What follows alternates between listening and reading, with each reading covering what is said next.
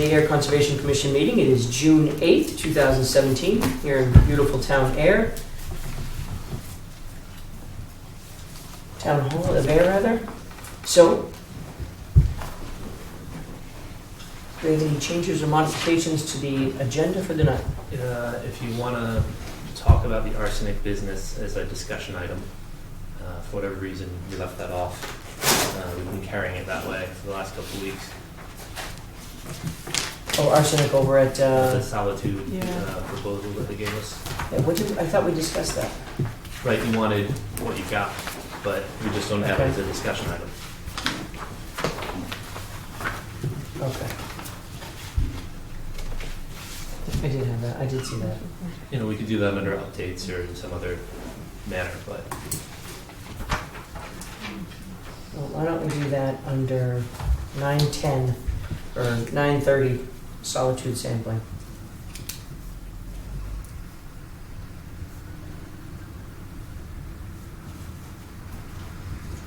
And then Lisa gave me something for you guys to sign that I think we can do under updates as well. Okay. I didn't That's see it. that one. No, this was something she just sent to me. It's more or less a formality. That's what we heard last time. Right. So, forewarning. So any other changes to the agenda? No. I would accept a motion to approve the agenda as modified. So moved. Second. All in favor, say aye. Aye. Okay. All right. Do we have meeting minutes? We do. Thank you, sir.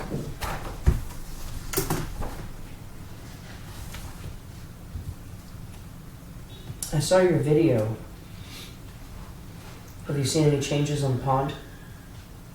You know, it just appears that, I am not schooled at how long herbicide treatment takes, but it appears that a lot of growth, there's a lot of growth, put it that way, right? There are a lot of lily pads that are growing and filling in. It just seems like it was not as effective as I thought it would be. I think they do, on Flanagan's, they're doing several treatments. Mm-hmm. Mm-hmm. Yeah, So okay, I wouldn't okay. be discouraged quite yet. Okay, okay. Right, but it has been a month since the first one, almost a Yeah. month. Yeah. So actually, that would be something to mention, Solitude. Yeah. Concerns about the efficacy of the first treatment Yeah. before they do the second. Right. I was looking at that. They've got, Yeah. you know, in part of their calendar, Yeah.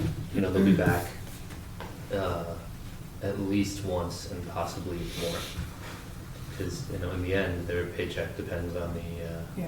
the percentage. Do we know Do we know when they're returning? They'll be back on Monday for Pine Meadow. So they have to be back at least several times more, because they have to do Flanagan a couple times. When are they doing Sandy Pond? I don't know. They, you know, their schedule is fluid, but they've got a window, a goal area, Yeah. and then more specifically than that, you know, they'll tell you about a week out. All right, let's please email them tomorrow and ask them Yeah. if we could tighten it up, since obviously, I don't think we've ever done treating later than June. So Yeah. it would be different from our past experience if they didn't treat within the next 4 weeks. Yeah. In the past, sometimes the argument was they needed to wait a little bit and they wanted to wait till the water levels were different. Other times they said, no, it's important that they go down. We've had different input from the treatment folks. So this was odd this year with the early treatment, but unfortunately, as Bonnie pointed out, it looks different than she expected. That doesn't mean it's wrong, it just was different than expected. I think when we get dates, I wouldn't necessarily send an email out asking if anybody had objections. I would probably send it out saying, here's the date, and then if somebody does have a big thing, they can raise it themselves. But I wouldn't invite tinkering, because we're dealing with Solitude schedule. I think we have to. Well, right, but that was actually what Solitude wrote in their email. Maybe, yeah, You know, it said, you know, if you have a problem with this, please let us know. okay. Right. Well, the answer is probably not. The only The only answer I can imagine that we would have an issue with would be, for example, if, they wanted to do it during like a holiday week or something, where the Yeah. beach had to be closed. Yeah, or if someone was having, a huge Yeah. party in their backyard and they were spraying at the same time. Uh, No, I don't think we can- citizen, you I don't can't. think You we can't can do do that? that. no. Really? No, because then you'd never get anything treated. Yeah, And so I wouldn't necessarily ask Parks and Recreation or anybody else to have Yeah, veto power. yeah, If somebody had something, they could squawk, but just notify Yeah. date, and Yeah. then we work around the solitude, yeah, because otherwise it's yeah, hopeless. This is new. How many people live on the pond? yeah. What is that? The signature page at the end? Oh, that's new. You missed that part at the beginning of the meeting last time. When we turn in, I don't think we signed this before. they're starting to, since January, apparently, now you have to send in the minutes also to the town clerk's office. They have to get dated and stamped. I see. And then, and so I did that, and then they sent back, no, it has to be signed too. So I checked with Carly, and apparently they've always had to be signed. They've just never enforced it, so I blamed it on Takashi. Let's use the because- word requested. requested. It's Takashi's fault because he didn't tell me that. He Well, said to be it fair, was. no one told Takashi. Exactly. So I had to work with what I had. But, so that's, that. All right, well, so we'll accept your testimony, like everyone else's today. Does anyone have any changes to these meeting minutes from May 25th? No. All right. All in favor of approving the meeting minutes as wonderfully written on May 25th? Aye. Oh, I'm sorry. Event, Motion. motion. Fine. Yes. Would you like to second his fine? I will second the fine. All in favor, say aye. Aye. All right. Sorry, I had to go to Duxbury today.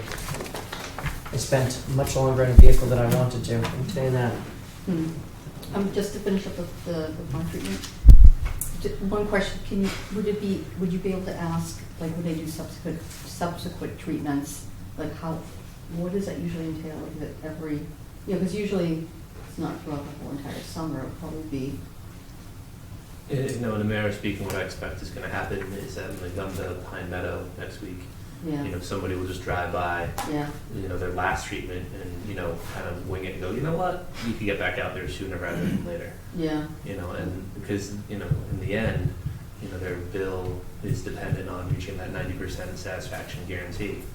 So, I guess the biggest concern, and I agree, that is absolutely what they're on the hook for. I guess the concern is, again, just that in the past, we never did treatments later than, I don't think we ever did a treatment later than June. It was an important thing to get the treatments done early. I couldn't tell you why, but that was always the case. I think the year that the dam blew out, Beaver Dam blew out, I think that was July 11th. Well, actually, that was a perfect example Yeah. of when the Yeah. Beaver Dam blew out, they said, oh, now it's too late to treat. Right. And it was, I think Yeah. it was the end of June. I mean, we can go back, but Yeah. I think it was at the very end of June, and they said, oh gosh, now that we can't do it now, well, we can't do it this whole year. So they were pretty adamant about it at the time. So again, if we can just reach out and try and get something hammered out. All right, it is 7:15. Do we have any announcements? do we have any announcements? No. Okay. All right, we'll cross that off. Accounts payable. I see we have a budget sheet in here. Yeah. I've got one reimbursement because I went and bought some boat stuff while I was at Costco. All right, That's something to Yeah. know. And then thank you.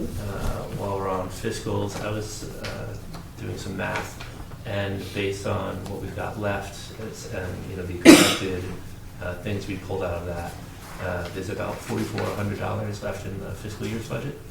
Okay. So, in terms of, like, say, the solitude question, if you don't want it to come out of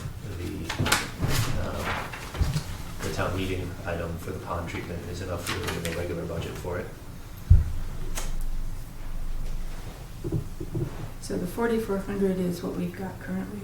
Is what will be left over after all expected expenses, which is primarily my paycheck. Okay. When's the fiscal year end? End of the month. All right, you'll have to walk me through that number. Let's do that one in the books right at the end then, because I don't know if I'm not seeing it, but you must have done some math somewhere. Yeah, that's just the auto-generated thing that Lisa sends every so often. Okay. All right, let's start our 7:15 discussion. It's Derek Delcor. This letter pen says the Air Conservation Commission is very pleased to write this letter of appreciation for Derek Delcor on the completion of his Eagle Scout project. The Commission expects that these monofilament disposal units will help cut down on unsightly trash, maintain a healthier environment, and encourage the responsible enjoyment of Bears Ponds.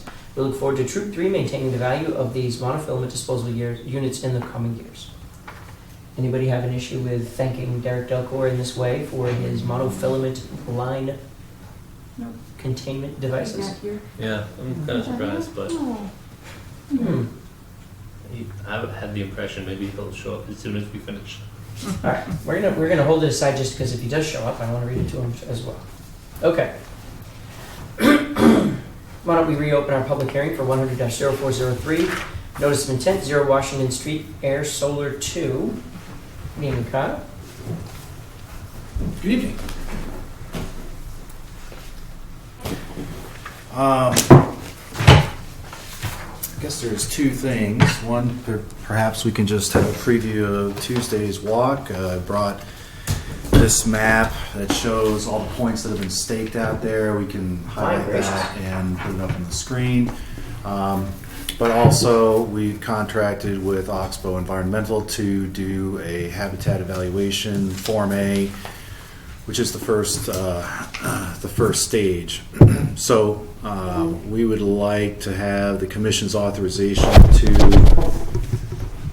allow the consultant to review that when it's complete. The site walk that the consultant, or that the Oxbow Environmental consultant is doing is taking place tomorrow, Okay. hopefully between the raindrops.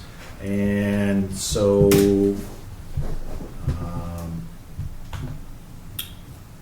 if it's, I don't think it'll be ready by Tuesday, but whenever it's ready, if we can have the commission's assent to request the review of that, and as soon as it's ready, that would be one thing.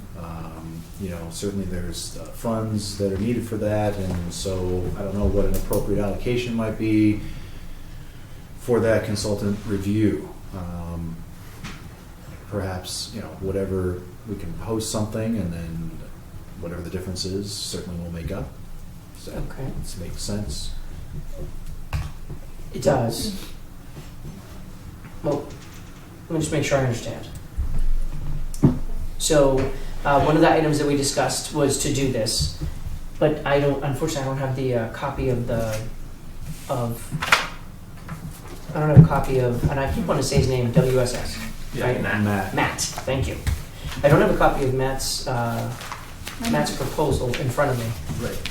That didn't have this in it. It did not have review of it, right? Because it was something we talked about adding. Right. And we Okay. kept the initial bill and payment and the initial fiscal circulation to what was in the initial bid so that there were no amendments and confusing this. Right. So now, as part of the original bid, part of the original process, etc., it allows for additions. Right. And then, the idea is that Matt would provide a number, we would provide that number to these guys provide it to the applicant writes a check, and it circulates. And essentially what you're getting after, I assume, is trying to have the circulation done in the fiscal sense by the time the product comes in, so that when Matt receives it, he can hit the ground running because the money's sitting there ready to be spent. Yeah. My assumption is that I got all excited. My assumption is that it may work for us. We did see Matt's dollar per hour, et cetera. His rates weren't crazy. Does it make sense, Kyle, to go off the almost a time and materials basis? So we'd be fine if you're fine. If you guys send it off to Matt, Matt finishes reading it. He says it took me 2 hours, and we go from there. Is that That is absolutely perfect. We'd be fine with that. Unless just anyone to- has any concerns about that. Just to be clear, because it doesn't exist, so you'd have to send Matt perhaps Oxbow's latest wildlife survey to use as a, like, say, an hourly. No. So in other words, we're agreeing that Matt's. So probably the best way to do it is Oxbow goes out on Friday. When they're done, they generate a report. Let's say it's on Tuesday. They generate the report. They forward it off to Matt. One way that you can handle it at that point is Matt opens it, he looks at it, and he says, "This should take me a couple of hours," and he sends an email back. Okay. At that point, we're all in the idea that it's going to be a couple of hours for Matt to read it, review it, and make a report on it. So at that point, we're in the same basic guideline of what we're expecting. In other words, it's not going to come back and Matt says, "Well, that was 20 grand to do that." It's not going to be something crazy. I think we're all in the same boat with that. We are Have completely. you guys talked to Matt at all? Well, we have talked to Matt through email, Okay. and today an email went out that indicated that we'd like this service to be on his radar because the evaluation is going to come in. We contracted for the evaluation, and so it takes time to get it done, and then when it's done, it goes to him. He looks at it. He provides comments to the commission, and we pay him for his time. Will Oxbow be done that quickly? Well, I'm not saying when they'll be done. I'm just saying so that there's not some procedural holdup in the processing of the review. I just wanted to make sure we were on the same page. We very much are. I appreciate your concern. Thank you. Please move forward by sending it right off to Matt.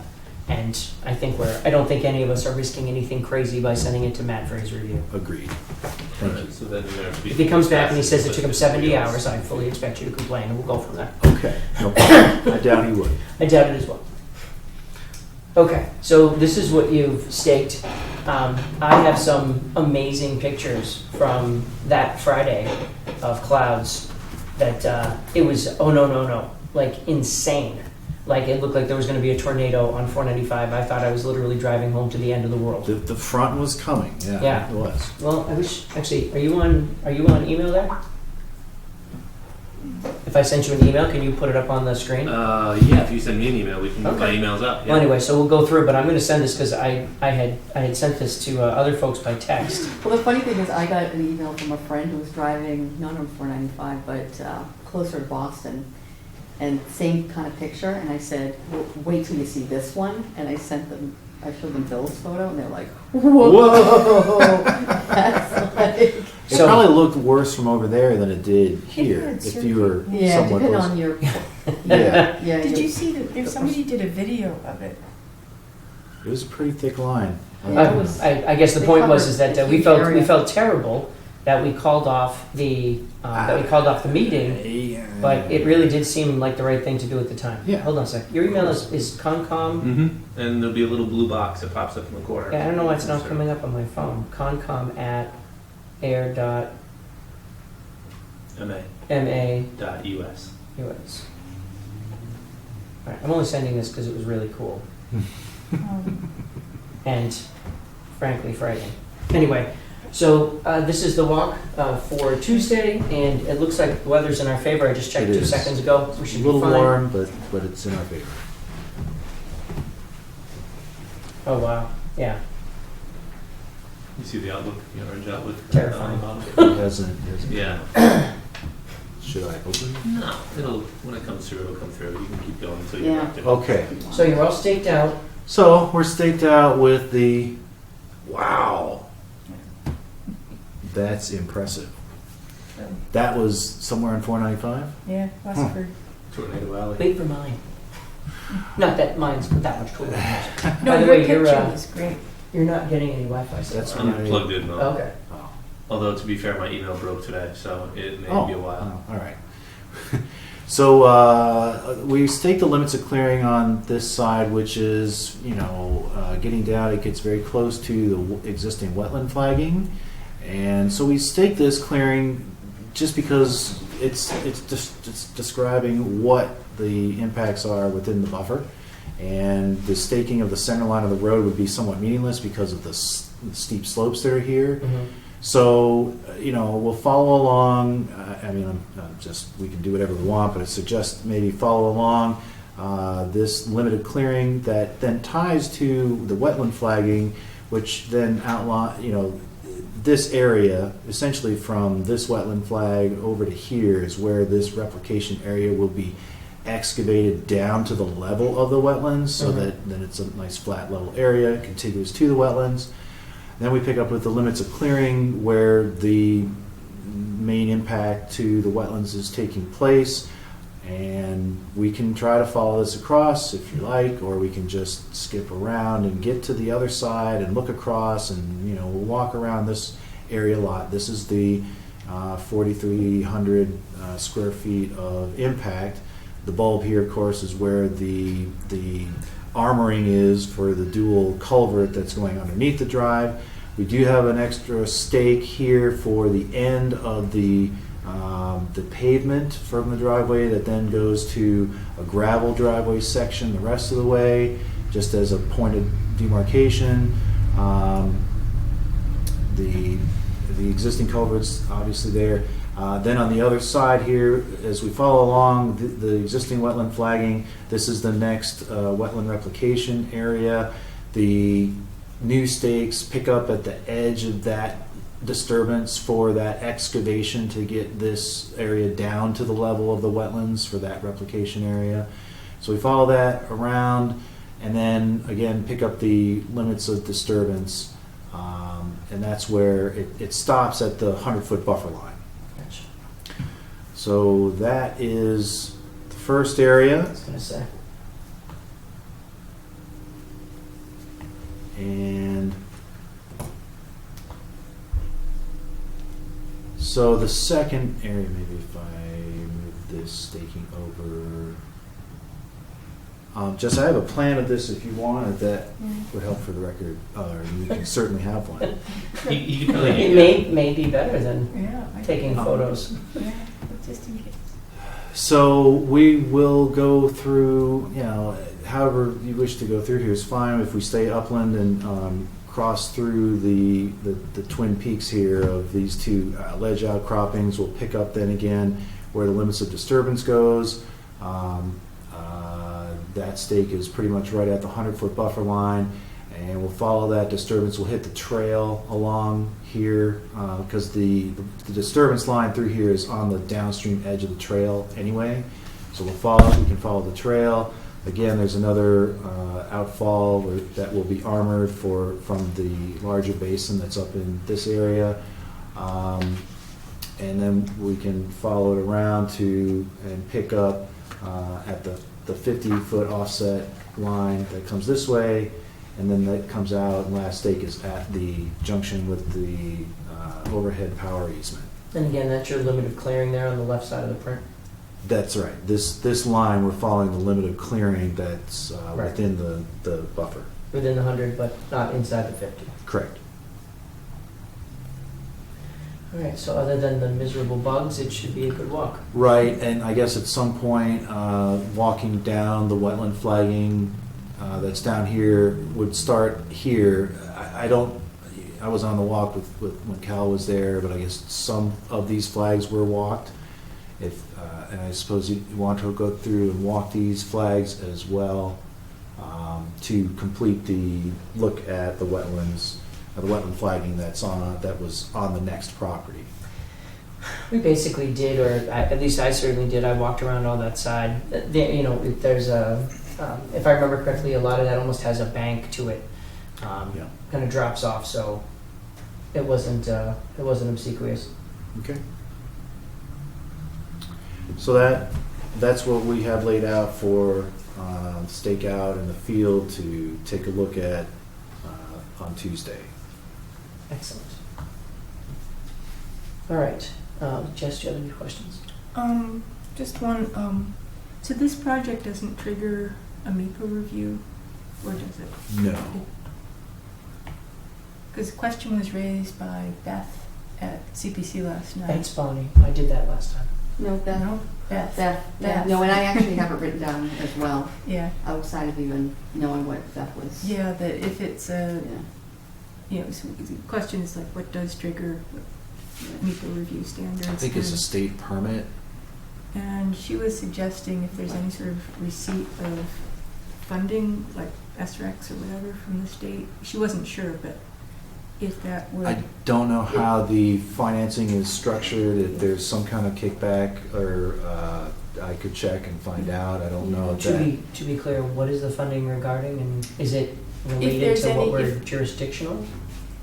Well, MIPA was Yeah, so required, that is. if a solar project if a solar project receives state funding, it basically puts it into a whole different category, and then With regard to to, NEPA review.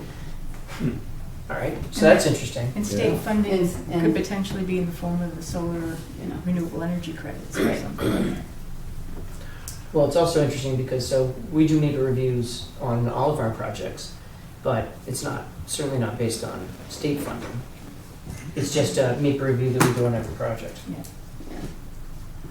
So actually, if you want to look up, there's it's called the MEPA process. It's Foley, HOAG.com. What? Foley, FOLEY, Mhm. HOAG.com. HOAG.com. Yeah, so Adam Pecan. So it's basically, he wrote some information about the MEPA process. And like just a question, because I read that and then I just asked, you know, this project requires state permit because it required, because it does get state funding, I think. Well, It's just, you know. I believe it's privately funded. I don't know that there's any state funding. I Here we think, go. I don't know if state funding. Financial in the- assistance. Yeah, Financial I don't think assistance. there's financial assistance. I think there's something in the legislation that, you know, benefits like the developer has benefits to developing this, but I don't know that comes in the form of financial assistance. It would be good to, Yeah. There's incentives, I believe, but I Yeah. don't know that that's in the form of financial assistance. it I'll would be check. good to get clarification on what exactly is, you know, where does the money come from and how is it defined? I believe it's privately funded. Yeah. I'm also, just so we're on the same page, I'm also trying to determine if that's actually anything that has to do with us.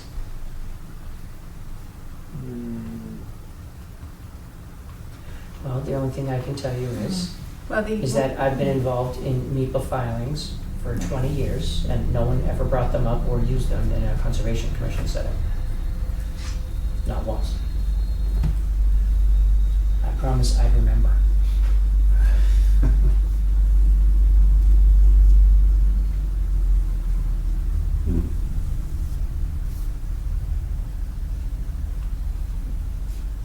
Well, it might be, it might be associated with, because this area is in an ACEC, and Mhm. if it's not in an ACEC, it's, you know, it's a whole different ballgame, right? So, purpose of NEPA and 301 CMR 11.0 is to provide meaningful opportunities for public review of potential environmental impacts of projects which agency action is required, and to assist each agency in using, in addition to applying any other applicable statutory and regulatory standards and requirements, all feasible means to avoid damage to the environment, or, to the extent damage to the environment cannot be avoided, to minimize and mitigate damage to the environment to the maximum extent practicable. NEPA review is an informal administrative process that is intended to involve any interested agency or person, as well as the proponent and each participating agency. The Secretary conducts NEPA review in response to one or more review documents prepared and filed by a proponent. The Secretary's decision that a review document is adequate, that there has been other due compliance with NEPA and 301 CMR 11.0 means that the proponent has adequately described and analyzed the project and its alternatives and assessed its potential environmental impacts and mitigation measures. A participating agency retains authority to fulfill its statutory and regulatory obligations in permitting or reviewing a project that is subject to NEPA review, which does not itself result in any formal adjudicative decision approving or disapproving a project.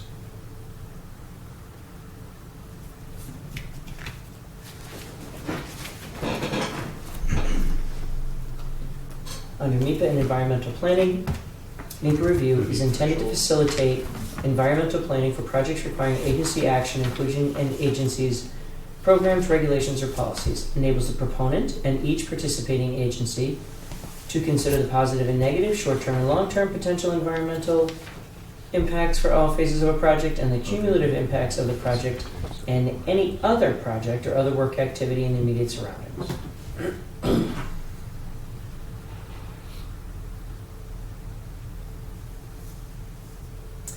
So I can tell you that in my work, we do a MIPA filing on everything because when you're done, you can say we did a MIPA filing. Well, it has to have.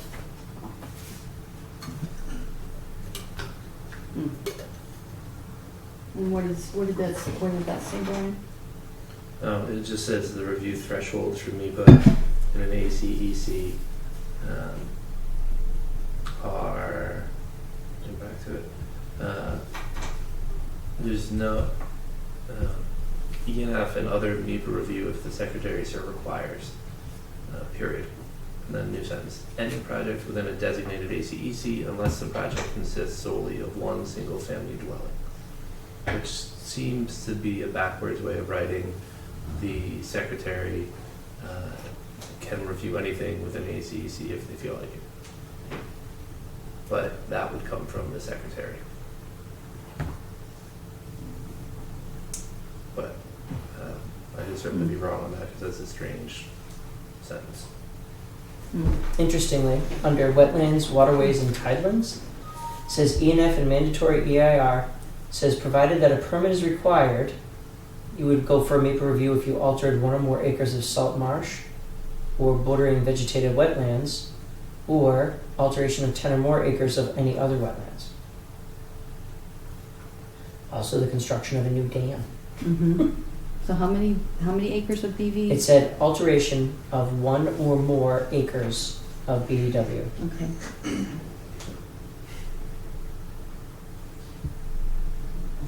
Correct me if I'm wrong, you were at 5,000 square feet. Less than 5,000. Right. And an Specific. acre is about 40,000.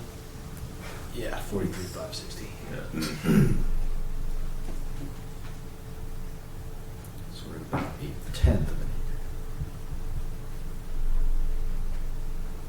So that's the only.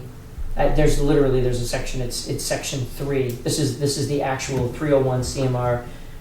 This is the actual state from the state website, and it's part 3 says wetlands, waterways, and tidelands, and it's part 3 under review thresholds 11.03. So there's land, water and BVW, water, wastewater. There are several sections under here: transportation, ENF, energy, air, solid and hazardous waste, historical and archaeological resources, and ACECs. And under ACEC, it says, as Brian summarized, under Part 11, it says ENF and other MIPA review if the Secretary so requires any project within a designated ACEC unless the project consists solely of a single-family dwelling. So those would appear to be the two relevant sections under the whys and the whens. I also have here the definition for financial assistance, if you're so inclined to see it or read it or whatever. And go ahead. So tell me what this. So once again, tell me what that. Give me the definition of that. So the definition for financial assistance, there are 2 lettered definitions, and B has 3 numbers. So A is any direct or indirect financial aid to any person provided by any agency, including but not limited to mortgage assistance, special taxing arrangements, grants, issuance of bonds, loans, loan guarantees, debt or equity assistance, and the allocation of Commonwealth or federal funds. And B is financial assistance shall not be considered to include 1, the grant of aid for medical services or personnel support, 2, pass-through or federal funds or issuance of bonds solely on behalf of a local economic development or financial agency without allocation by an agency, or 3, routine staff assistance. Okay. So the only one that I heard was special tax arrangements was a potential. And of course, that would relate on whether you took advantage of them, but I don't think that would be something that would hold us up, just so you know. MEPA would be a separate permit process, Okay. unless you had a different experience. No. Okay. So I'm glad it came up. I'm glad we covered it, and I don't know that we've ever had a project that had a full acre of Oh, BVW work. DPW's drilling rig project, the water main. They asked us not to continue on until they finish the MEPA review. Interesting. I wonder if that's due to, but that was the review through Natural Heritage. Oh, you're right, that wasn't MEPA. Right. That was NHGSP. Right. Yeah, Africans. Okay. So, we have a bunch of discussions. My email never came through, that hurts. Although I'm guessing that if your switch is flipped, it's not, it'll sit there and try and make the, Here, open it. It looks like I got something new. Did it Yeah, come he in? did, but that was from me sending you. No. Fail. if you've got this, then Mhm. it's trying to do it on Wi-Fi, and if that's not working properly, even though you're plugged in, it's not working. It came through. Mm. Yeah. Try again. So, What's that? Go back, please. What was that mail delivery system fail? Probably me trying to send something. Yeah, that's me delivering something. It says it went. It's just 1.5 meg. well,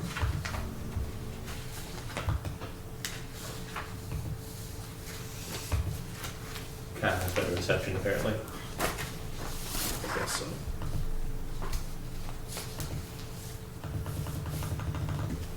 Home.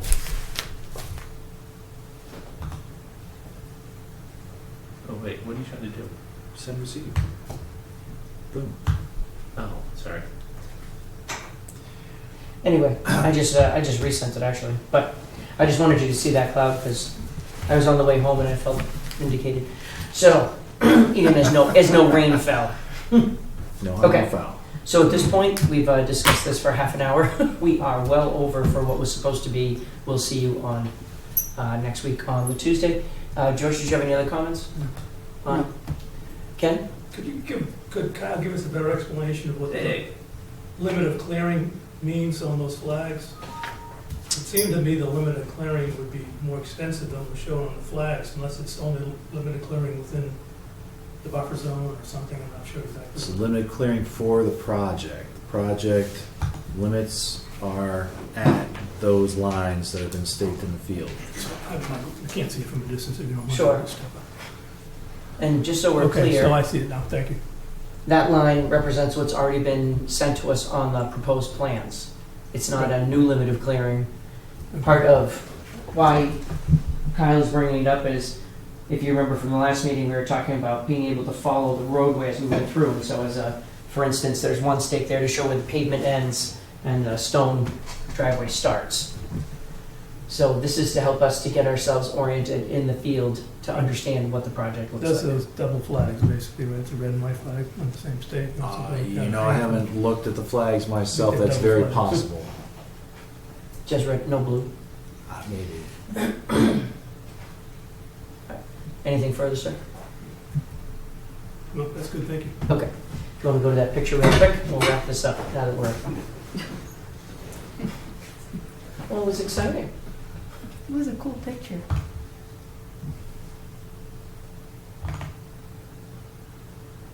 So nothing came of it? Whoa. Nothing came of Unfortunately, you it? can't turn, but this is this massive plume Wow. over the highway. And I was literally, the people that were there with me were all starting to slow down because people were like, is that really the place to go? Is there a spaceship up in It there? was really, really crazy. It was just frightening as all get out coming toward it, waiting for the funnel cloud to open up. You could probably preview it in the email. Maybe it'll autocorrect it. But it was just really neat. Anyway, okay, if there's nothing further, So we're meeting at 6 o'clock Tuesday night? Oh 6 boy, p.m. Tuesday under the wires. To the wires. we'll get it in just under the wire. Hmm? On that 6:13, right? Yes. Yes. All right. Would entertain a motion to continue this public hearing to June 22nd? So moved. Second. All in favor, say aye. Aye.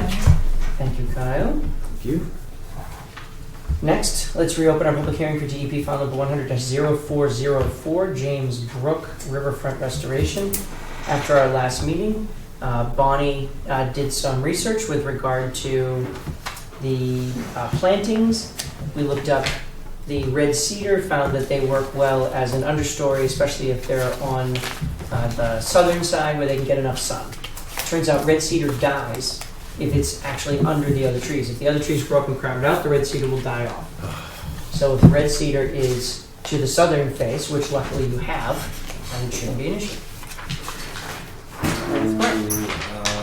Okay.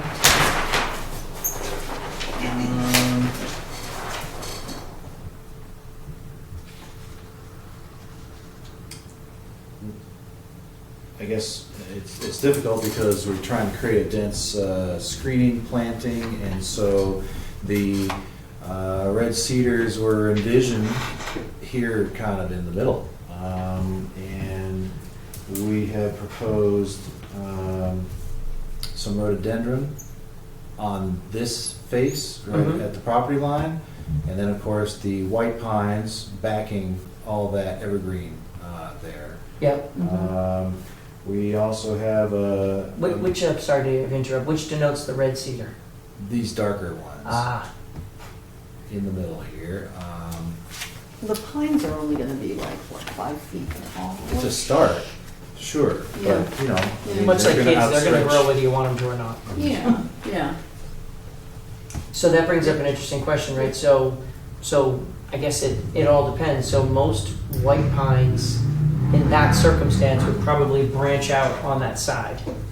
Well, I have like Just, a lot of I have like hundreds of white pine in my backyard. Yeah. And they, a lot of sunlight gets through the, you know, not from the top down, but through sort of the cracks within.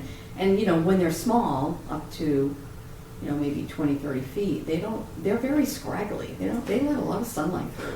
Well, I guess on that planting schedule, they'd probably be fine. I guess the only thought would be to flip the pine trees and the cedar, because if you've also seen on the side of the road as they grow up very dense, and The white cedar do. the white pines. So if you have a yeah. bunch of white pines around the outside edge, they grow up very dense all the way up their trunks.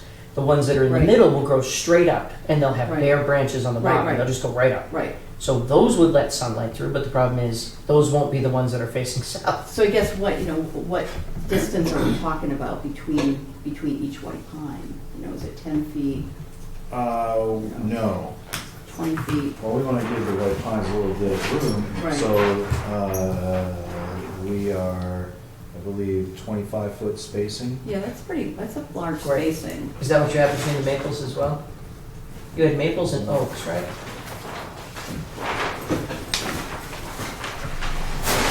Yes, well, we went in favor of the maples since there's about 400 oaks growing right now.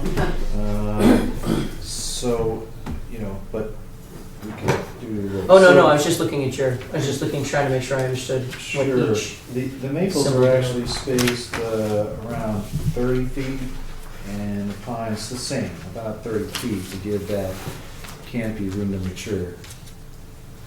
I would guess that if they were 30 feet apart,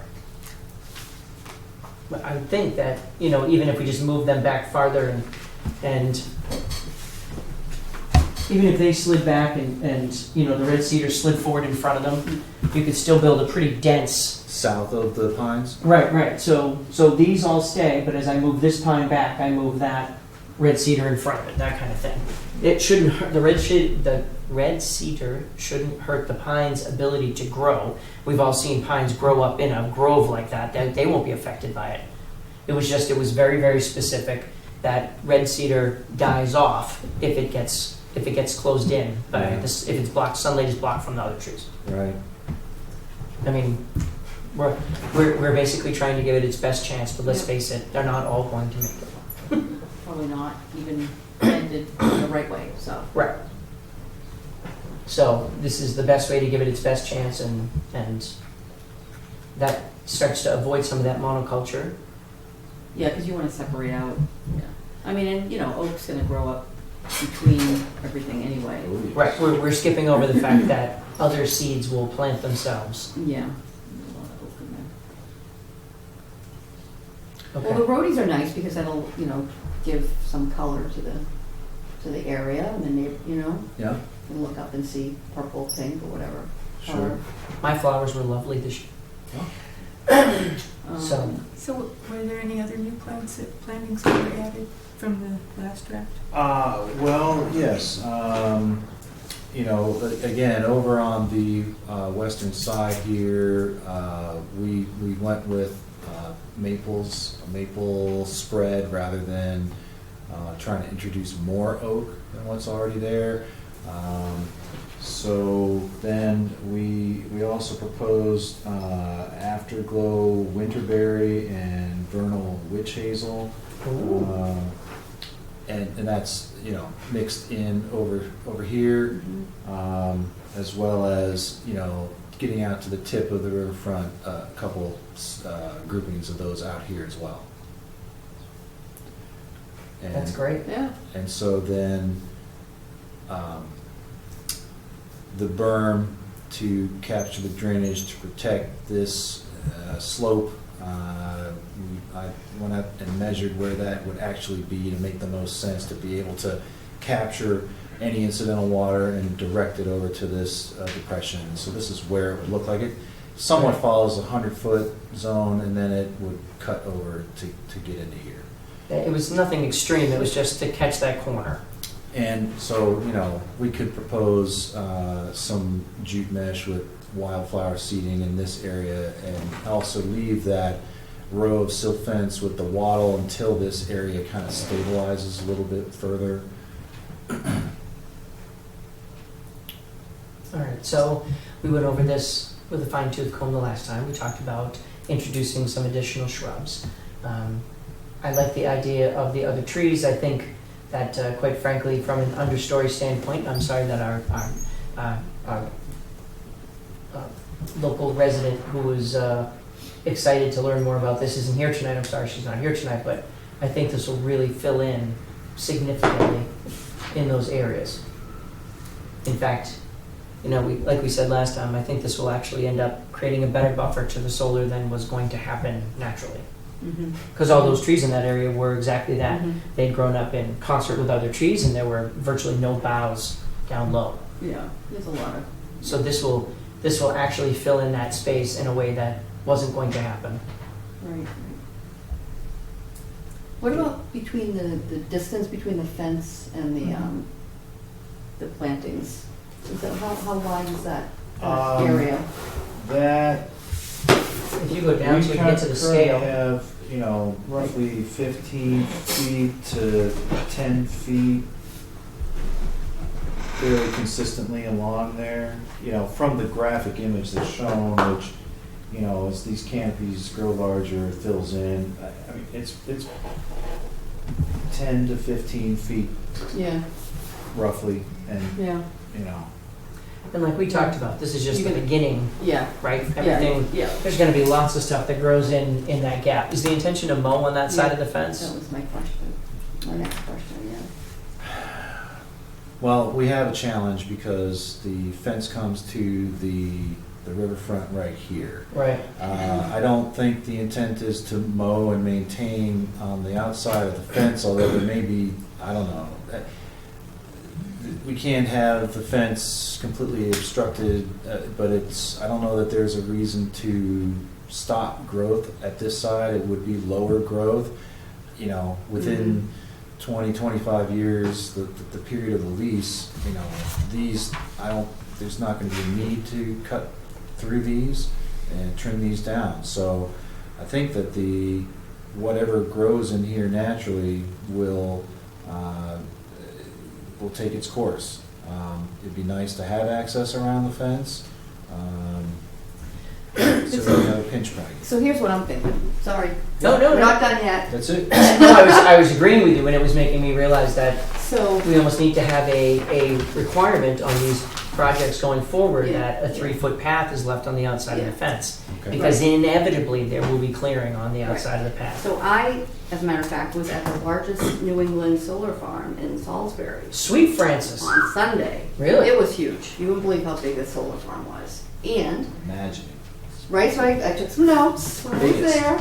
So what they did was they had an area where they mowed outside the fence. And you could clearly tell that they didn't mow it, 5 times a season. They mowed it probably twice, a year. And they had a wildflower mix, like all along here. And then they had a wooded area behind the wildflower sort of area. And it sort of allowed, the sun to come hit, the wildflower area. And nothing grew up between that sort of low shrub area and the fence, right? Because they knocked it down so that the trees didn't grow there. Right. So it seemed, that seemed like a reasonable, it looked nice. It seemed like technically it was, kind of a cool thing, right?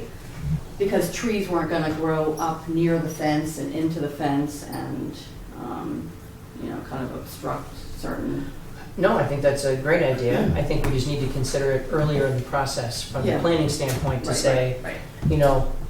We understand you're going to end up mowing on the other side of this, so you need to orient your project in such a way that you leave that 3 feet on the other side of the Right. fence. Right. In this case, I don't even have a problem saying that if mowing was done twice a year and it's in the 200-foot riverfront area, Mhm. it won't tear my heart out to mow up on that hill in an area where it pitches away from the river anyway.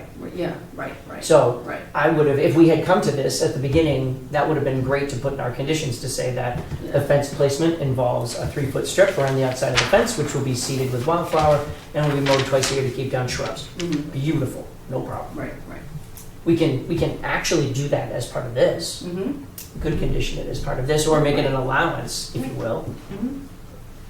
And it wouldn't hurt anybody, but it would also give the print, it would also be, look, we're expecting that you're gonna mow twice a year and that you're gonna put wildflower mix down. Mm-hmm. The only reason to do that would be to drive the issue that when they go through, that's the maintenance level. So that it isn't, they go through and they just spray poison all over the ground as they walk around, which is another way that sometimes people Well, play that around should be in fences. that should be written up as. It certainly is already written up, but if we put it in here, maybe we also, Right. So do you want a condition that it be mowed twice a year? and- I think it's a good condition for you and your applicant, and I don't think it's a bad condition, and I like the idea of the wildflower mix, and I can't imagine they'd have a problem with it, right? Because it's not gonna be all scrub and everything, Right. and by just mowing it twice a year, you knock all the stuff down that's Right. going to grow up everywhere else. Right. Because when you have that many oak trees around there, Yeah, you're gonna. oh doggy, Yeah, you're gonna. you're gonna have baby Seedlings oaks are gonna take everywhere. over and it's gonna be, It'll be tough. challenging. Well, thank you for going to Salisbury. You're very welcome. It was quite the sight, let me tell you. Okay, So- You do should you want, check it out. do you want that included as a condition? we do. We want to include it as a condition that we would have biannual mowing of the 3-foot strip on the exterior of the fence, and that area, that 3-foot strip around the exterior of the fence would have wildflower seeding. For the whole fence or just for the? Just in the area where we're, stretch? just in this back area that we're talking about, The restoration area. restoration area. Actually, I guess it does almost make sense to say the whole fence, because you're going to need the control around the whole fence. So just to back up, what would be the existing controls intended for that fence? The existing controls for maintenance of mowing around the fence. Yeah, just because, I mean, it might be. It might be a wider, superfluous. it might be a wider swath, but I think probably 3 foot would be what they need to do. Yeah.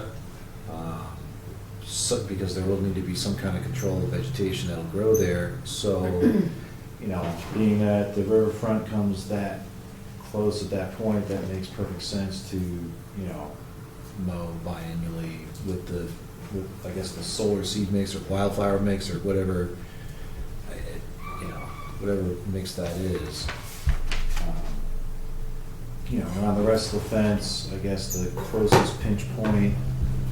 Because if you condition it as a biannual and they're planning on doing it 3 times a year, that kind of thing.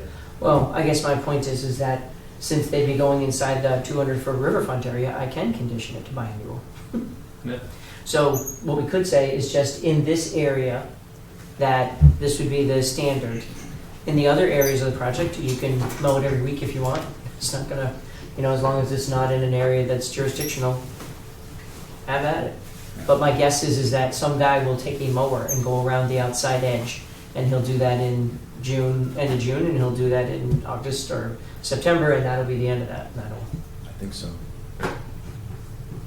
I don't know that there's any reason to overcomplicate. I think it's just better if we have a standard than don't have a standard. Because otherwise someone's going to make a standard. So, alright. So, we have placement. The only thing we have now is we have a difference in location. Just the Flipping swap. those, right? But I don't have any problem if we move forward to, so actually I'll start over. Jess, do you have any further questions or ideas? Yeah, just a couple. Are you still using viburnum? There's no viburnum on our planting schedule. Okay. Was it on before? Yeah. The state did note that viburnum didn't do well in drier portions of riverfront. So, Mhm. Oh, well that's good then. It got yanked yeah. along Yeah. with the Chinesis. And Good. then the question on use of mulch, because you know you're using 2 to 3 inches of natural mulch, and the state saying mulch should not be spread in areas where natural regrowth of native species is observed, which was pretty much the whole Mm. area. Yeah, yes, yeah, yeah, yeah. So, Well, so what Maybe size at of the the, planting, at the, Around the base of yeah, the trees, just to help keep it Okay. moist. moisture in. Yeah. can you zoom in on your tree planting diagram?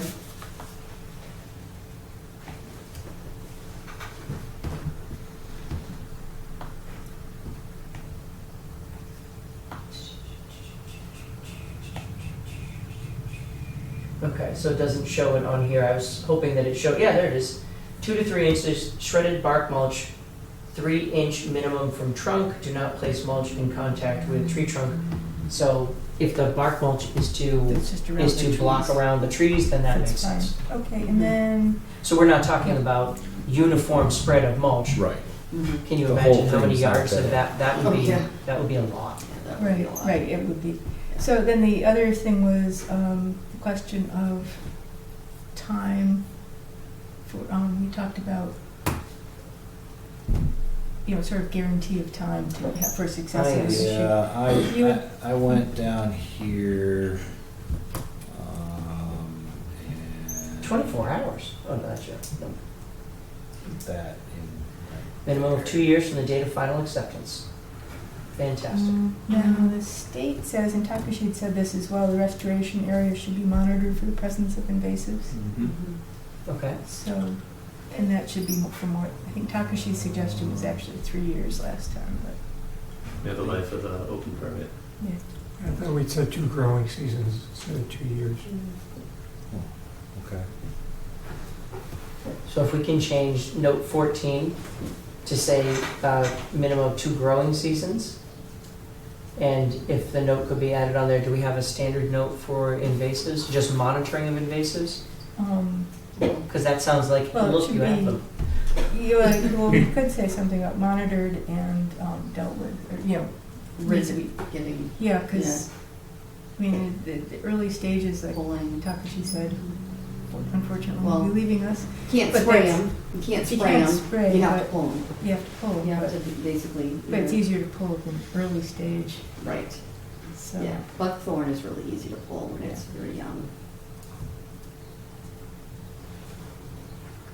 So I think you could do that in 2 ways. One being, as part of the project that they need to put together an invasives plan, that needs to be held to. Would be one condition, and then the other condition could simply be, a COC won't be granted if there are invasives on site during the final inspection walk or something. All right, so let's do this.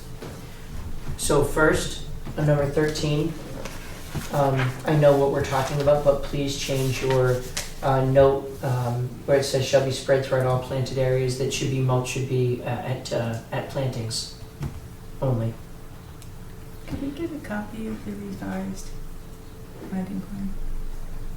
What's that? Could we get a copy of this? Well, it's, he still needs to make another revision. Right, after that. After the revision. After Yeah, the of course, revision. of course. I did bring copies. That's very kind, but we're, Work in progress.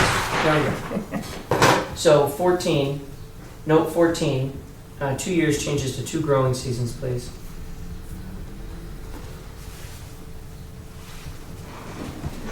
And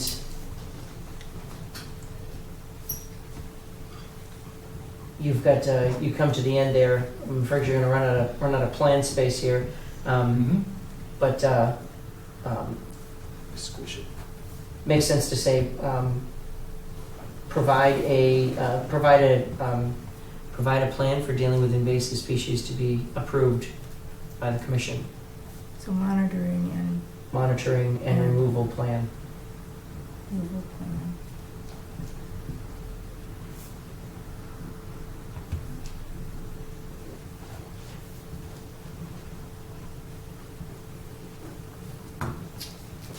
Would you include a list of invasives?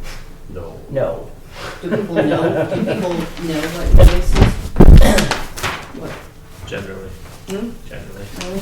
Okay. The invasive type contractors, nature contractors that would be involved in this kind of work, I Yeah. presume. You know, if you got a landscaper, they need some coaching. But the wildland people Mm, know it. okay.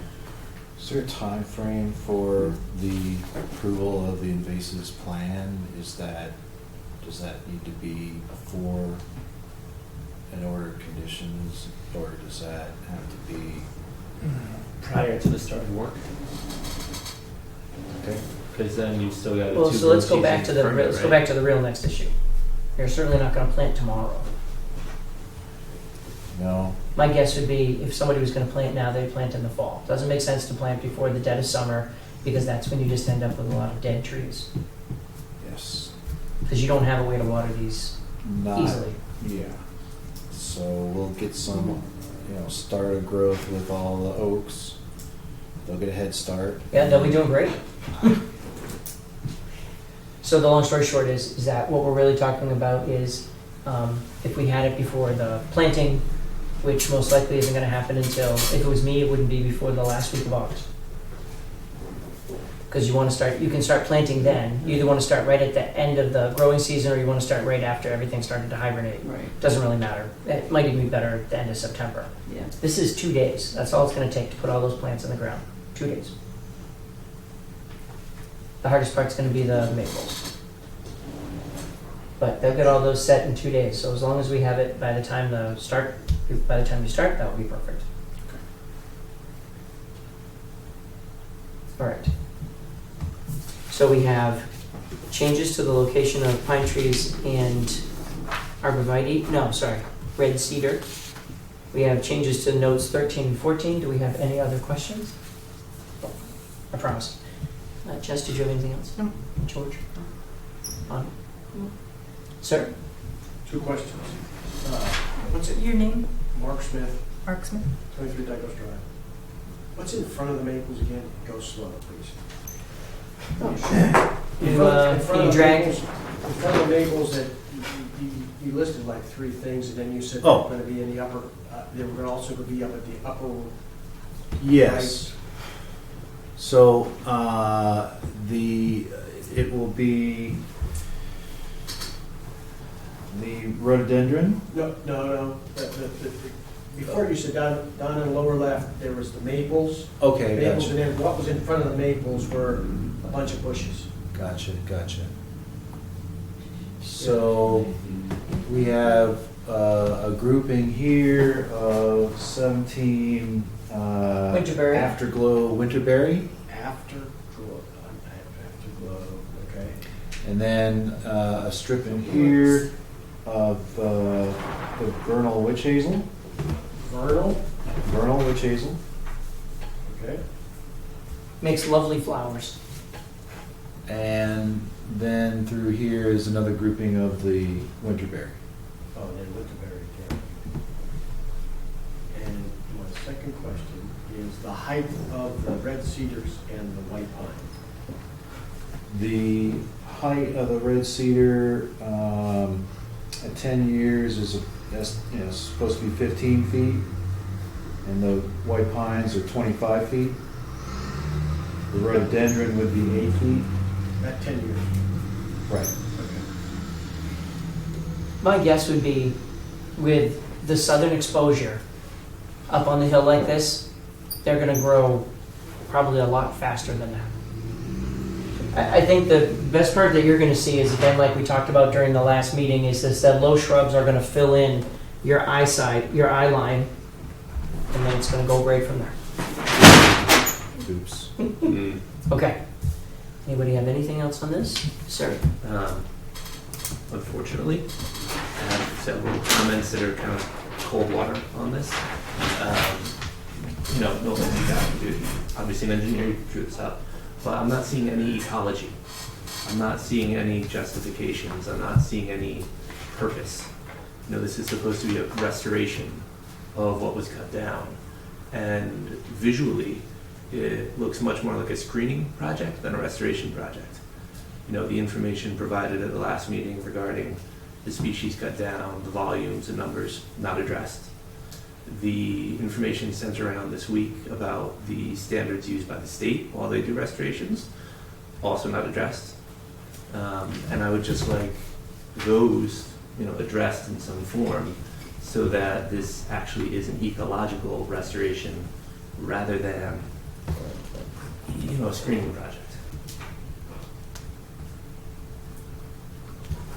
So can you name any of those state standards that were in the... Yeah, so the email I sent around, for instance, one document used by the Army Corps, they go for about 700 trees to the acre when they do a restoration. This is for wetlands, Yeah, mind you. in wetlands, Right, yeah. but wetlands often carry fewer trees than an upland. Is that 700 plants per acre? Trees-ish.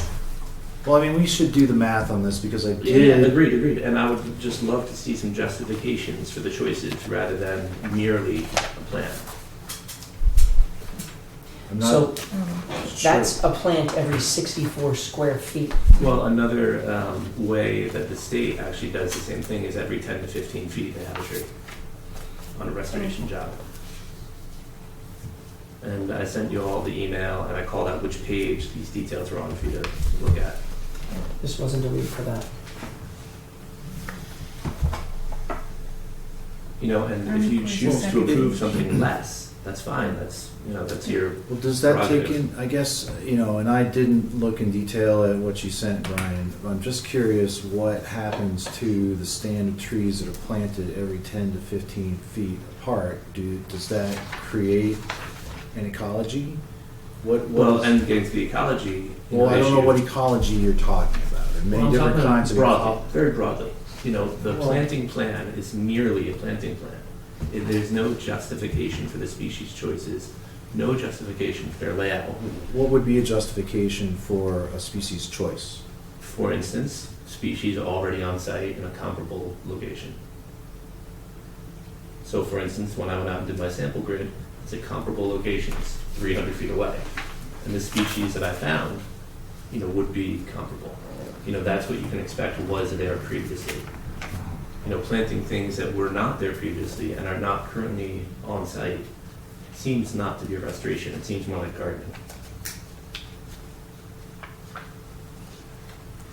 All right, so I want to start with this because I just want to make sure I understand what we're talking about. So the definition of ecology is a branch of science concerned with the interrelationship of organisms and their environments. So when you say you're worried that this doesn't represent an ecology, what do you mean? So I use the term very broadly. Within ecology, there are several branches, and one of them specifically is restoration ecology. And so the goal of restoration ecology is essentially to make sure that when you finish the job, it looks like you were never there.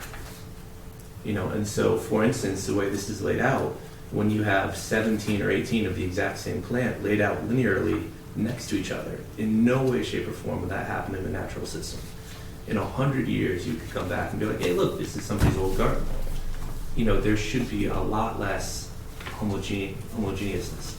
You know, it needs to be dispersed and mixed up, and it needs to look randomized, as opposed to this, which is just linearized, if you will.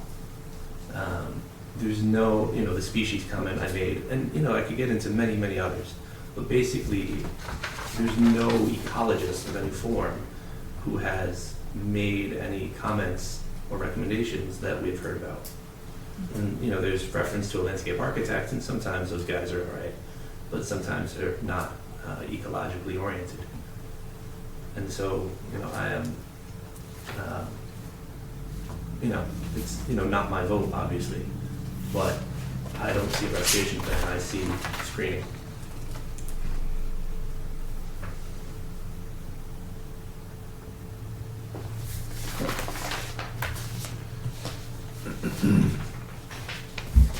Well, Brian, I'd have to go back to the list of trees that were in your sample, which I don't have in front of me. And so I guess, are you suggesting some kind of a variation according to those species? For instance, for instance. Well, I'm just wondering if that is, we have talked about, you know, Right. species diversity in this, and you know, certainly we're open to that. And, you know, Right. it's I kind of don't want to hold you to my work. Like, I don't want to hold you to that necessarily. That would be a great starting point. You know, I've been out there, and for instance, I could have been wrong. I found scarlet oaks, maybe they were red oaks.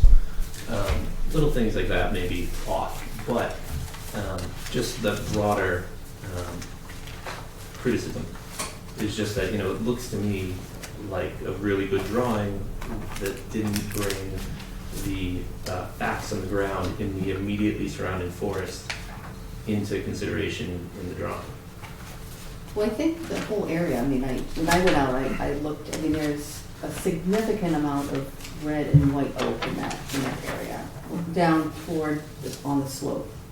I did see viburnum actually in there.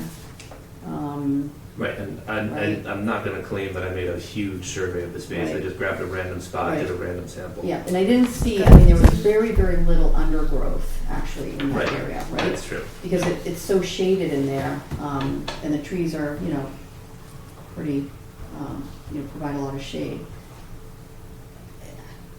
I think it's gonna be hard to do, you know, replicate exactly Oh, right, and it's not What- replication at all. you know, That's a what very was- standardized. what was there, Right. yeah. We're going for, Um, theoretically, in 30 years, it would look like a young forest that lines up with the older forest around Right, it. right. Right. And, you know, obviously, like, what is in the ground already, a lot of the oak is gonna take, you know, it's gonna grow up and take over, Well, and from you know, and the, the understory is gonna start to Kind die of off. randomize it. Yeah, it's gonna randomize sort of naturally right, itself. absolutely. Right? But from the restoration perspective, for instance, an oak is a much slower growing species. And so even though there are many oak seedlings, to restore the oak overstory, you actually should plant. Mm-hmm. Even though, you know, there are many there, you give them that head start so that the overstory gets closer to what it was sooner. Right. Um, So, I mean, my argument for not placing trees so close together is that you plant them further apart so that you allow a lot of that understory to grow up. Because if you know, if you plant the pine trees, because this is my issue in my backyard, I have too many pine trees, I want something else. I want some oak or, you know, some elm or something else, right? But the pine basically, you know, saturates the sun and nothing Mhm. comes through. And also a lot of the rain doesn't come through. Well, A and lot of the water doesn't come through. the point you're making is a strong one in that you are concerned about your backyard. And this is not your backyard. There should be just let it go. And if things die, then great, those are the things that are supposed to die. But my backyard, I don't do anything to it, right? I don't, But you know, this it's a discussion, natural ecosystem that slowly became what it was, and it's sort of now it is what it is, and, right, you know. and this discussion could go in circles for Right, days when we right. talk about this sort of thing. right. And I just think it would be very helpful for a restoration-oriented project to have a professional opinion of some sort to suggest that, you know, what they're proposing should be doubled or cut in half, or, you know, something else to present to you that would be professionally vetted from an ecological, you know, say Oxbow, for instance. You know, they could have a look at this and come up with something probably in 10 minutes off the cuff of there. But, you know, somebody like that hasn't offered an opinion Well, on this. And is it reasonable to look at the percentages of Sure, species absolutely. that you have in your representative sample and to somehow arrive at some Right, and to- variation based on this? And you and to know, simply justify the choices. and if that's just see justify. I don't know what you. I mean, So, for unless you're instance- saying that the same proportion in the representative sample justifies planting things in that same proportion, you know, and Yeah, let me rephrase the Robert. caliper of the trees, Right. their breast height. Justify is subjective, you have to say. Absolutely. Prove out And which is objective. So So for objective would be, No, I actually mean subjective in this case. For instance, I found 44 trees of that size or Right. bigger. We're that's not- objective. Well, that is objective. But Okay. the subjective part is we are not expecting them to replant 7,000 trees. Below 7,000 trees, you know, there's this wiggle room of if you plant a tree every 10 feet, every 15 feet, or every 20 feet, that would be the subjective choice. And the ratios chosen, and the species chosen. So is that wiggle we room. can step back out of where we're headed, just into something that the state has already written down. Okay? So, according to the Massachusetts Inland Wetland Replication Guidelines, which is dated March 1st, 2002, was actually published back when Jane Swift was governor and Bob Durand was still working for the state. I'm on page 15. I'm on the section 2.3.3, vegetation. First thing it says is, in accordance with 310 CMR 10.55, at least 75% of the surface of the replacement area must be reestablished with indigenous wetland plant species within 2 growing seasons. Now, I think where we were headed on this is that we are way upland, right? Absolutely. And if anything, we're in an area that's going to get a lot more sun than your average wetland area would. Plant wetland plants there, they're going to die. So, this says on here, plants should provide detailed descriptions of techniques to plant. Planting procedures should be overseen by a qualified professional with training on wetland science. And they go down through and they really are pretty much talking about wetlands. However, then they get down here and they say, shrubs should be planted 8 to 10 feet on center. Trees should be planted 10 to 15 feet on center. Interestingly, if you followed that guideline, then you wouldn't hit the 700 plants. It'd be a different number. It'd be smaller. Right. It'd be less. Shrub and tree densities should be used to determine the total number of specimens within a given area. However, the wetland professional should be responsible for establishing the plantings in a naturalistic manner, i.e. clumping, mini communities, leaving mud flats. So that's part of what we have here, where we have the clumping effect. Yeah, and the shrubbier choices are clumped more. Yes. Right. But then down below, and this is good, there's a section that's called invasive species. So That's where I saw it. if our applicant would like to reference the 2002 Wetland Replication Guidelines and the invasive species, there's a list in here. Blue stripe phragmites, buckthorn, honeysuckle, garlic mustard, Japanese knotweed, Japanese stiltgrass, reed canary grass, bittersweet, nightshade, black swallowwort, pale swallowwort. It says those are the. So you have a complete list right there. Perfect way to do that. So I guess so. I feel like the way that the trees are clumped and grouped together now does make sense, and it was palatable to me. I'm not comfortable with putting them any closer together because that just means you end up with a number of dead trees in general.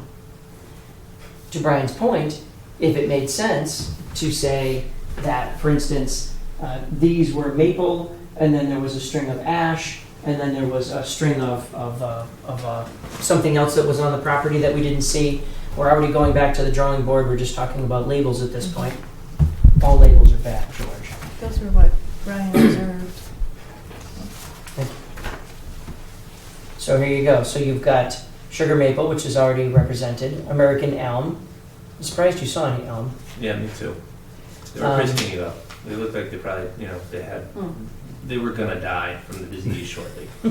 if they got any bigger. You can do the paper birch so we can watch them fall over in 5 years, but I'm not happy about that. Hop hornbeam. Also surprised to see that, but there you go. So maybe in this stable edge of tree environment, edge of the forest environment, maybe some of those would do really well. You might even get a white birch to grow there. So, since you're doing clusters, makes sense to change some of those. Maybe 4 trees in a cluster of the same type, and so on and so forth.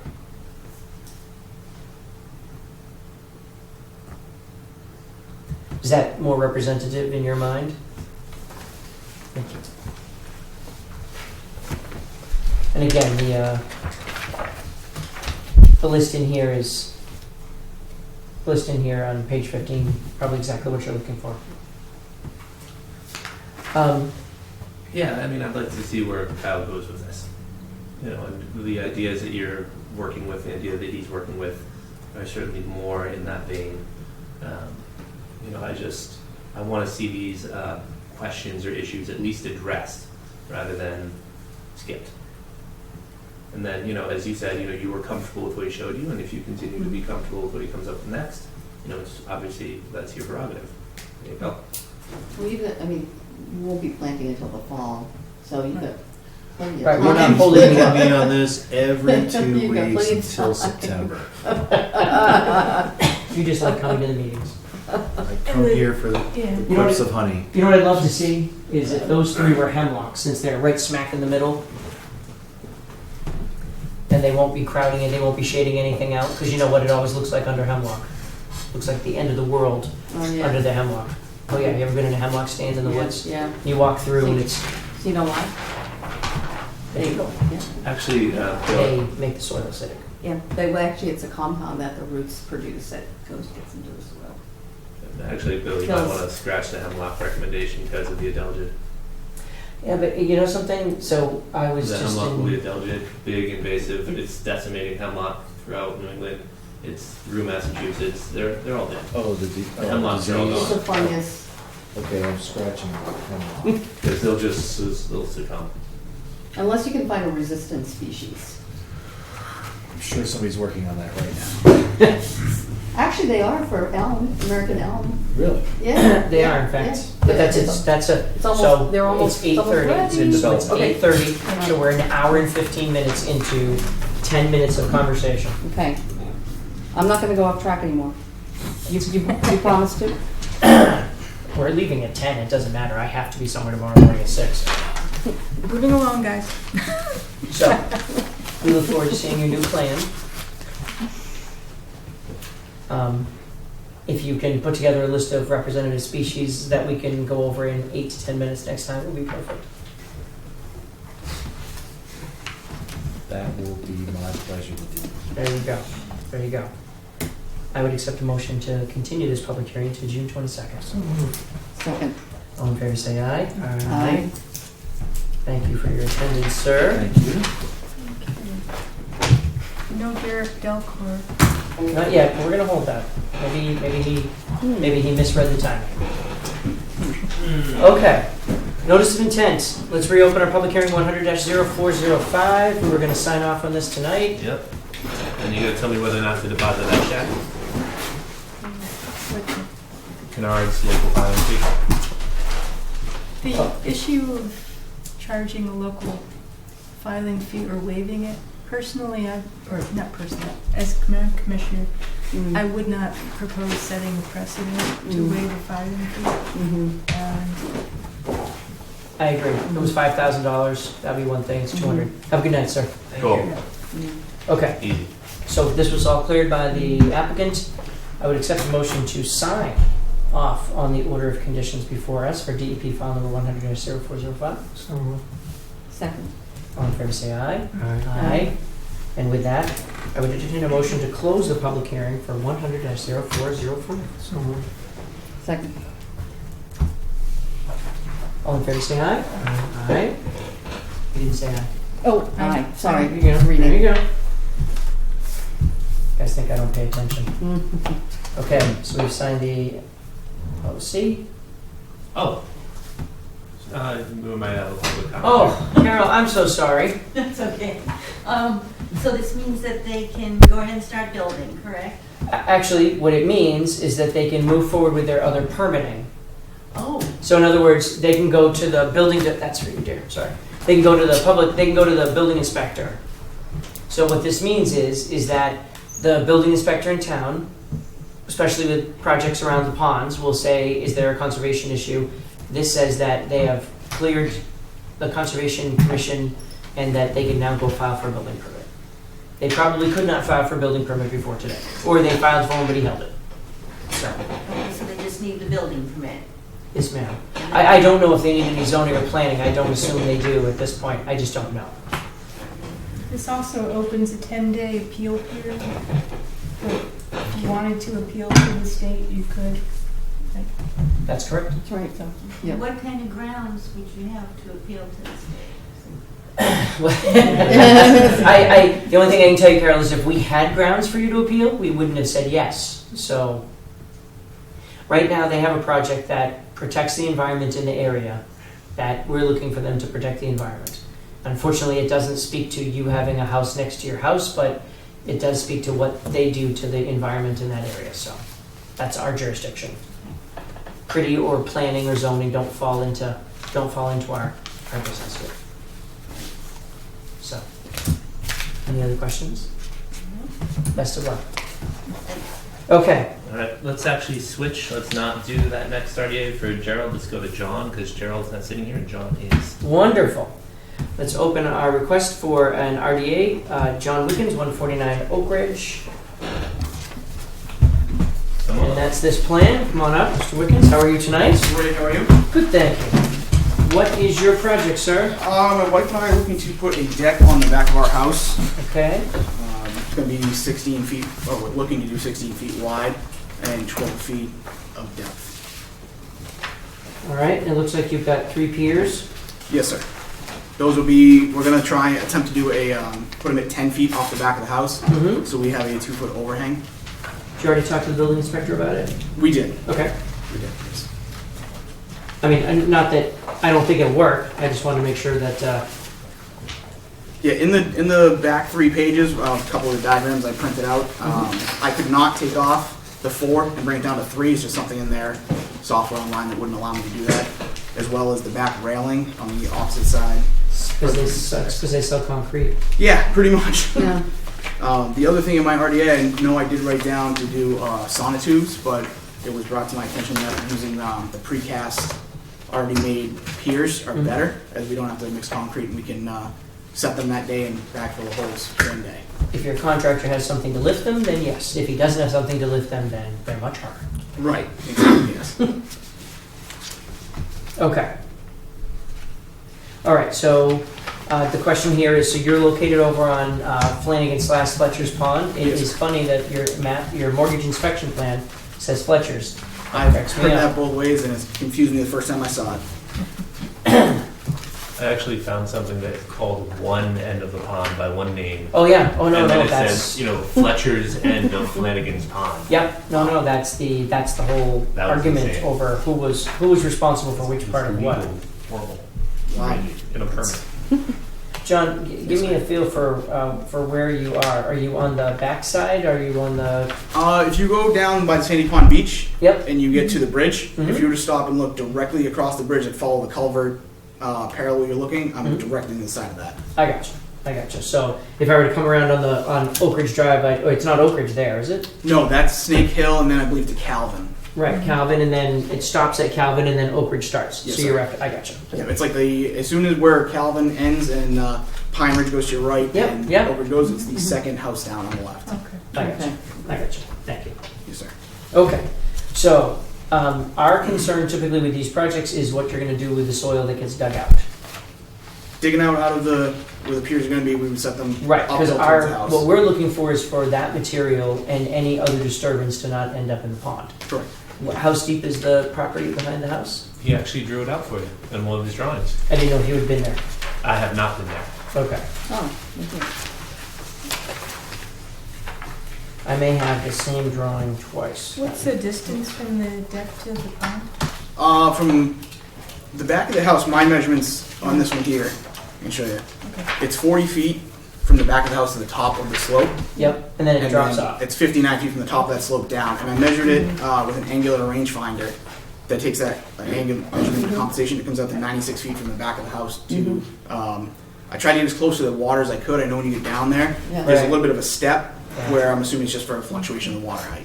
So I tried to measure something as close to that as I could.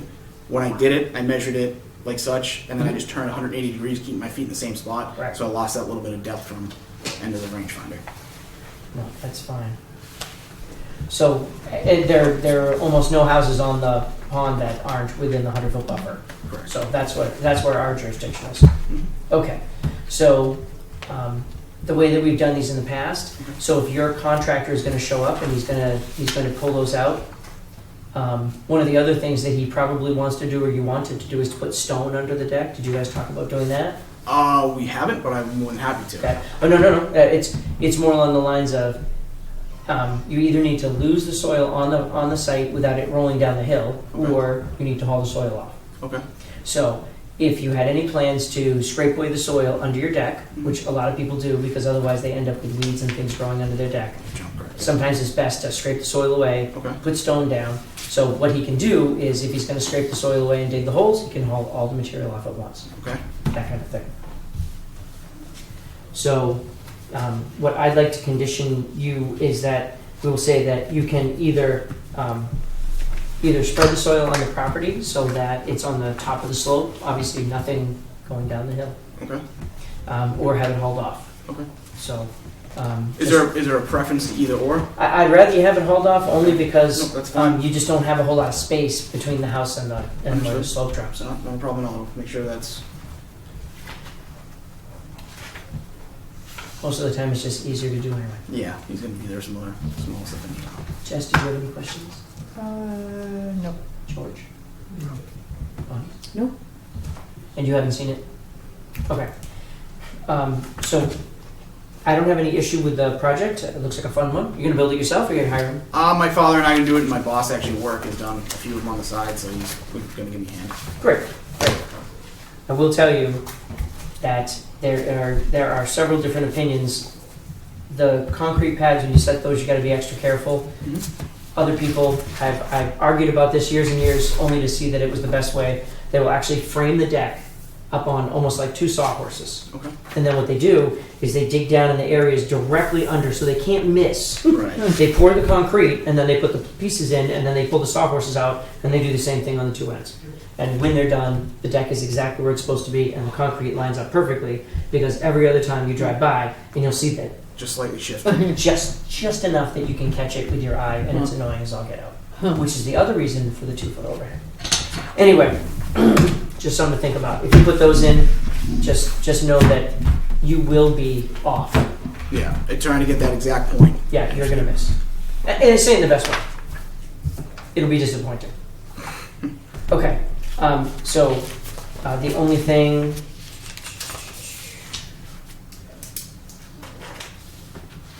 When are you hoping to start? We didn't really have a time frame set, honestly. I know when we spoke with Charlie, he had said we were off the coast of the water, and that's when he brought it to Brian that we were in with the RDA, so we're just kind of seeing where we had to go from here. Perfect. We didn't have a crunch time. So, if you don't have a crunch time, do you? I'd like to just add the note in that the soil will be either spread on site or removed. I'll make sure it's removed. We can Okay. just make that. So I just want to get. Is it okay to type that in tomorrow? You can write it in Yep. by hand, that's all right. Okay. So I would entertain a motion to issue a negative determinant of applicability, and we would check box number 3, which says the work described in the request is within the buffer zone as defined in the regulations, but will not alter an area subject to protection under the Act. Therefore, said work does not require the filing of a notice of intent subject to the following condition, which in this case would be soil from piers and all construction to be removed from site. So So all construction? Well, sorry. In other words, so if they scrape away soil underneath, Okay. sometimes people leave it. It's way better to put the stone under there. Yeah, I agree. Otherwise, Yeah. it always grows up. You always Okay. get stuff grows Okay. up underneath. Okay. All right. So do you second? A second. There you go. So, soil from, And then what happens now is that I need to basically photocopy it and scan it, and I'm sending a copy to the state, and I'll send you the original, or you can come pick it up, whatever works for you. If you're in no rush, I'll put it in the mail. Yeah, definitely not in a rush. And so the address on there obviously is your address. Yes, sir. Okay, good. okay. And then that'll go out, tomorrow or Monday or Okay. something like that. Do you guys notify the building inspector? Hold on Not a this second. door, though. So we have a motion on the table. All in favor, say aye. Aye. Thank you very much. Sign that, sir. Okay. Yeah, how does it, I can knock on Charlie's door and just be like, hey, we saw him, we signed it, we're good. Okay. Yeah, I just didn't know the process of how that went forth. I know you well, said it sounds like you've got time anyway. Yeah, Yeah, it's not- it's when not- you do your next permitting process through Charlie, whether or not he remembers me talking to him, he can always just call up. I gotcha. Maybe that's something when we get to. No, sir. our, You're not gonna wanna do this until end of August anyway. Well, I'm basing it on how much sun is on the back of your house. And if you framed in the sun, Yeah, it's not gonna be pleasant. Pleasant couple of days. it just isn't. That's Okay, if we ever have sun for more than 2 days in a row. John, thank you very much. Good luck. Thank you very much for your time. Take care. Okay, So I spoke with Mr. Croteau, Proto, today, okay. and he left me with the impression, I suggested that 7:30, 7:45 would be fine, and I don't know what happened. So if you'd Well, like we'll me just to- leave him open for now. Okay. If he shows up at 9:45, he gets a shot. If he shows up at 9:59, All right. All right. In that case, we can get into all the COCs. so we have a COC for 100-135. Is that what's on top? Nicholas Thalheimer, 22 Robbins Road. Right. The thing you're looking for is an engineering letter with an unusual. That one. There it is. Yeah. And that is for 7.3 as well as 135. 7.3 is a complicated story. Wait, hold on. Let's do 135. Okay. This 135 is not says- complicated. This says Whitman and Bingham, 100-135, lot number 45, Robbins Road. So this is in Bennett's Brook. Yes. Purpose of this letter is to satisfy special condition 3 in the order of conditions, company request for certificate of compliance. Original order was issued to Highland Homes 96, recorded in Registry of Deeds. Representatives from W&B inspected the site June 7th. Work proposed for the above project found the work appears to have been completed in general compliance. Additionally, upon your request, this office field measures the Pinkery Way wetland crossing. The crossing measures 46.5 feet from head wall to head wall. I'm betting that's the tricky one. Mm-hmm. Okay, so we have before us a COC for DEP file number 100-135. Is this a partial or a full? It's complete. Mm-hmm. We have an engineer's letter. I'd accept a motion to sign the COC for 100-135. So moved. I just have a quick question, sorry. So the order of conditions, did you check? And everything that they state is? The hang up here, this was the one that had the flood capacity storage as special condition number 8 that we went over last time. And Is this the house we walked? No. I don't believe so. This oh no, definitely not. That's a whole other fault, yeah. So that particular detail of the flood storage compensation, etc., was not explicitly addressed. And when I talked to Mr. Thalheimer about this, he went to call back the engineer to get an opinion, and he had left for the day. Okay. So have you been to this property? Yeah. And so what's the flood storage? It's the 20 years ago earthwork where they dug out the wetland and they, moved things around, and that, to make sure that everything went back to the equivalency. And the language was lifted from the WPA, and this has simply to do with if Bennett Brook were to flood, that you didn't take away any flood storage in the building of this home. Okay. So when I drive in over the bridge, Yep. do I turn left there? Mm-hmm. Okay. I go down about how far down do I go? Where the bend Where the curve is? Yeah. It's the house on the curve, Okay, on the And Bensbrook it's- side of the curve. okay. And so they were worried about flood storage, compensatory flood storage. Right, and this was standard language in all of that generation of orders. Okay, so the problem is that the only thing that you can do with that is you would have to show it on the plan. You'd have to show what the loss was. You have to show where the compensatory storage area was. Mhm. And then you'd have to mark out Mhm. exactly what was supposed to happen. Mhm. So, Mm. on one hand, so was the wetland crossing in his property? No, So why did they put it on here? we'll get to that. Let's stick with 135 for the moment. Well, I'm trying to stick with 135. They have a note on here about a wetland They crossing. combined their engineering letters for 73 and 135 into a single letter. That was helpful. Oh, Okay. okay. So there was a 100-73 and a 100-135. Wow, that's a lot. Mm. Okay. There's more than that too, but Where's the reference in the letter to 7.3? the Pingree wetland crossing. So they don't reference the actual Number. Right, they don't number. reference the They just actual- put it in this letter. Right, Mm. because this was the only issue that I had on that order that was left unaddressed, that was in the way of, because 73 is one of the numbers that applies to the whole thing. And the only reason I couldn't clear it would be for this number. Okay.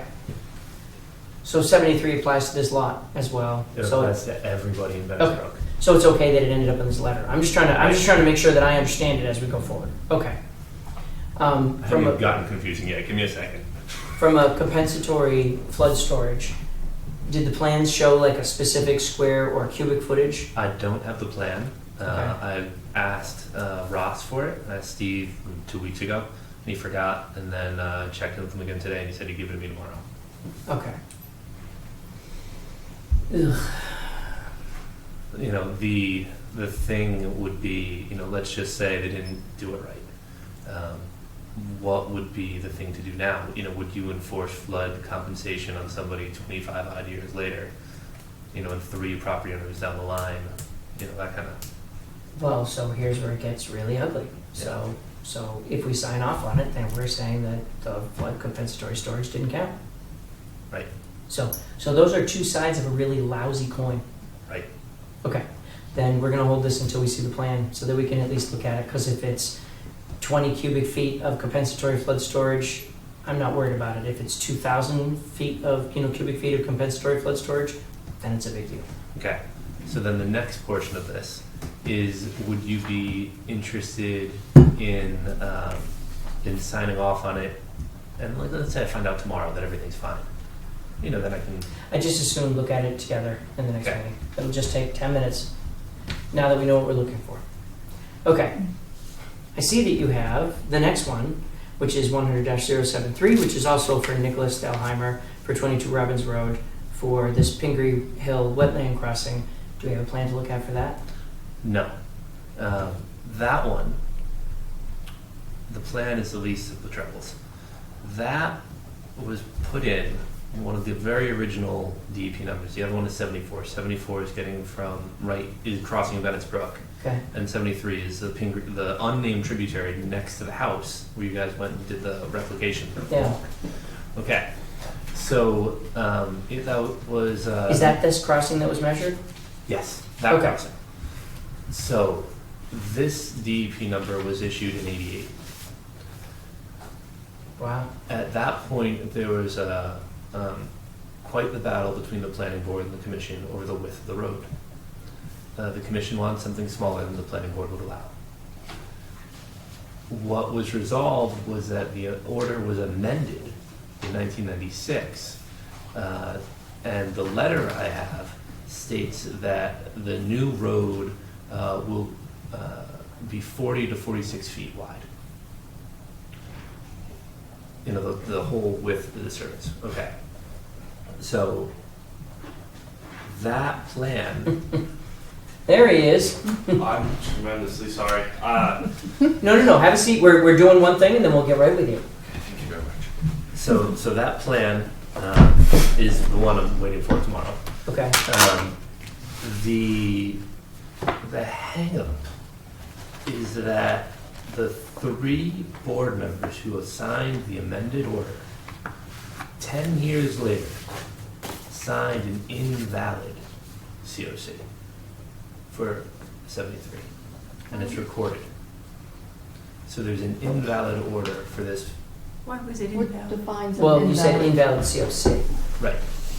So the order's valid. Well, the order is right, and so they said that. I'm just trying to understand what makes it invalid. Well, you could read the language if you like. It's invalid orders is hereby certified that the work regulated by the above Wait. referenced Where order am I going to see that? from the COC. You want COCs? You can each have. I've Yes. got enough to go around. I just want to understand where we're coming from. Thank you.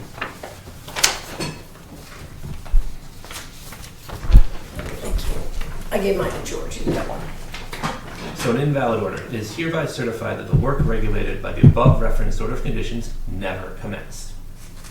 The order of conditions has lapsed and is therefore no longer valid. The permit is revoked, essentially. So in other words, what you're saying is that for 73, that they amended it after it had already. No, they amended it in 1996. In 2006, they signed an invalid order. So they An invalid certificate of They compliance. checked the invalid box. They checked the invalid box. Okay, so they didn't sign an invalid order, they checked the. All right, so Sorry, hold on. yeah. All right, hold on. It would be good to lay these out on a memo format. So the first one was 1983. 1988. 1988. 73 is issued. So 073 is issued. 073 is issued. Okay. 1996. 1996, they modify it to 40 to 46 feet. Right.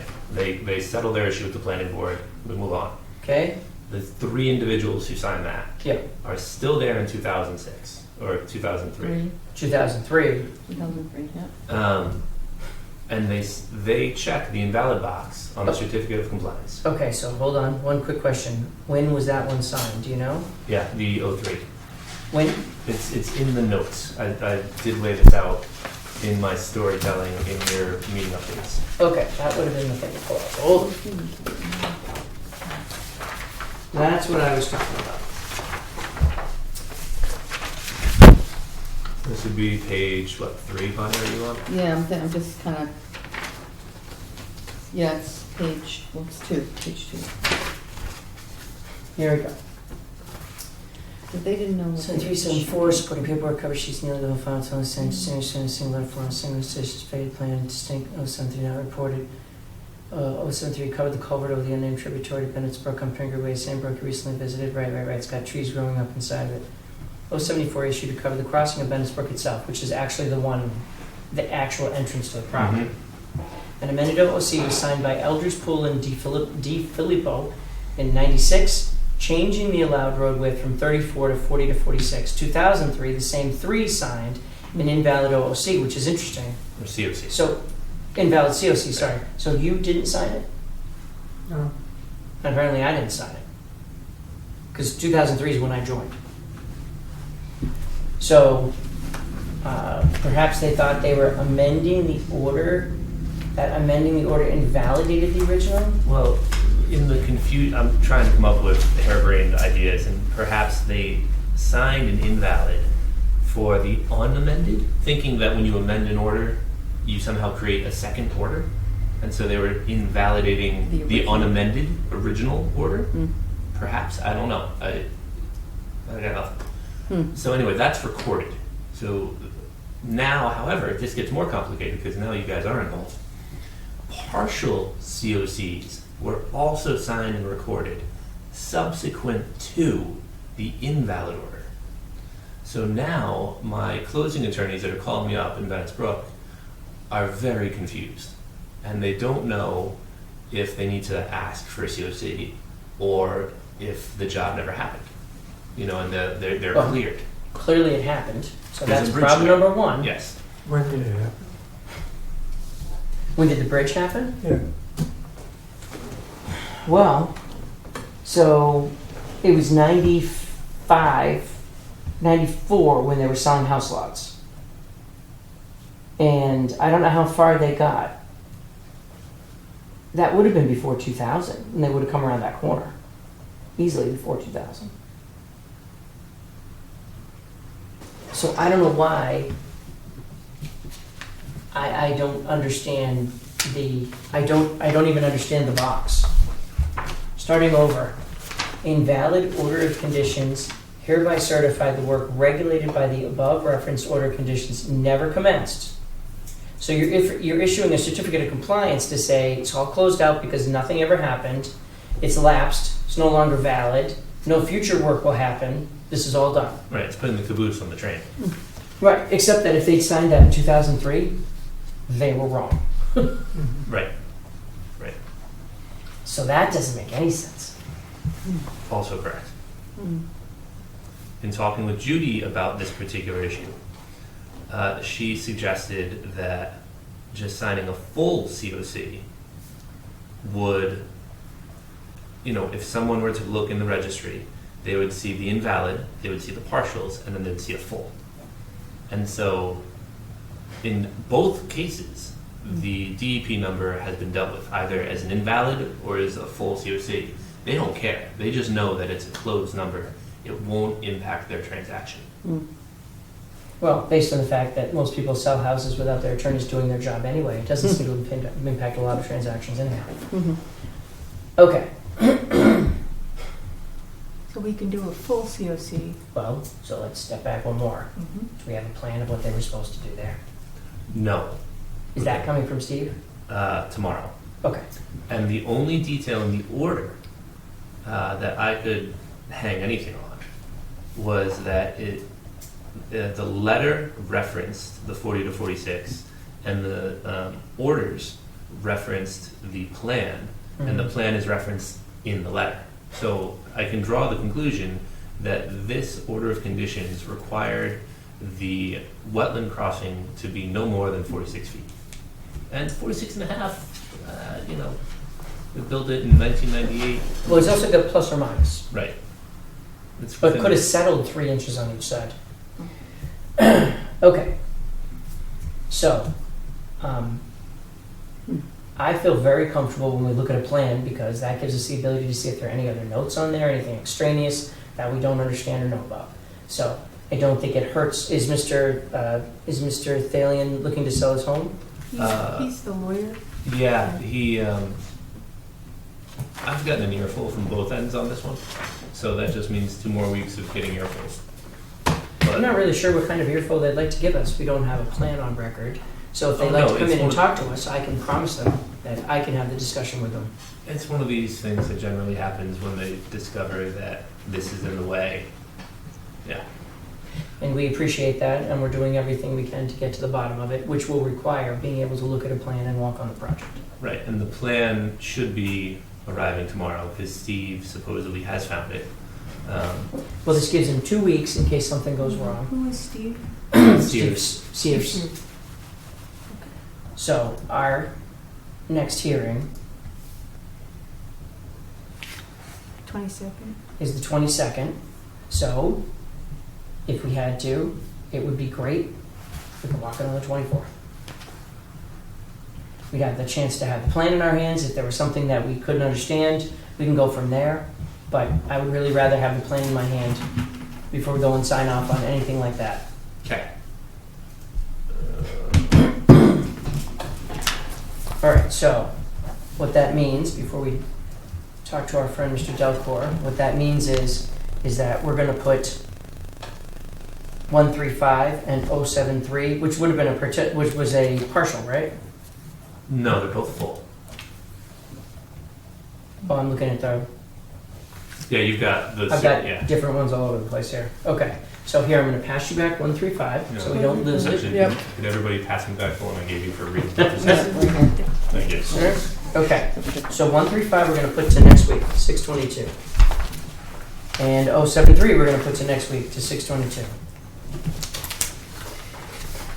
I guess the only argument that I would have with Mr. Thalheimer is clearly this hasn't stopped other houses from selling, so Right. we will do our best to get caught up with it. I'm not sure his name should be on the agenda since he's not the homeowner. So in this case, He it's- is the person requesting the applicant? certificate. Yeah, if he's the He's the applicant, he's representing the applicant. Okay. Yeah. I mean, it doesn't make it easy to figure it out, but it Right. doesn't matter. Okay. Okay, so let's go to our 7:15. Mr. Derek Delcourt, Eagle Scout Project. Derek, you missed it. We read this with great flourish. There was a band. This is a letter from the Conservation Commission on June 8th stating to whom it may concern. The Ayer Conservation Commission is very pleased to write the letter of appreciation for Derek Delcourt on completion of his Eagle Scout project. The Commission expects that these monofilament disposal units will help to cut down on unsightly trash, maintain a healthier environment, and encourage the responsible enjoyment of Ayers ponds. We look forward to Troop 3 maintaining the value of these monofilament disposal units in the coming years. Warmly, the Air Conservation Commission. And I'm going to sign that right now. We talked about this earlier. One last thing, not to be bothering No, or of anything, course. but for official purposes for the BSA, I actually do need you to sign one thing. on Go it. right ahead. Pass that right to him. So- And No, let's take a look. So, for the commission, this I have is- the whole packet. If you'd like to Okay. look at that. Well, if you can tell me, this says it's project report, page C. So what is this project report? The project report is basically just it's me supposed to reflect on how well the project went. Sure. What were some challenges? Like how did I fundraise? All that. I can keep going. It also shows. I'm also supposed to give reason as to the ways I showed leadership, what materials, supplies, and tools I used, how I used it, how I used the volunteers that worked with me to do certain tasks on the job site, and about how much work was done. It would be about around 12 total hours of labor. The project description is been said a couple times, but it's basically the construction of monofilament line disposals to remove really hazardous fishing line from the environment and to keep popular fishing areas and popular pedestrian areas free of fishing line, because it can be a hazard. I believe I wrote in my PowerPoint that I was actually walking my dog and he got all tangled up in fishing line, and that was not fun, and that was part of the inspiration for the project.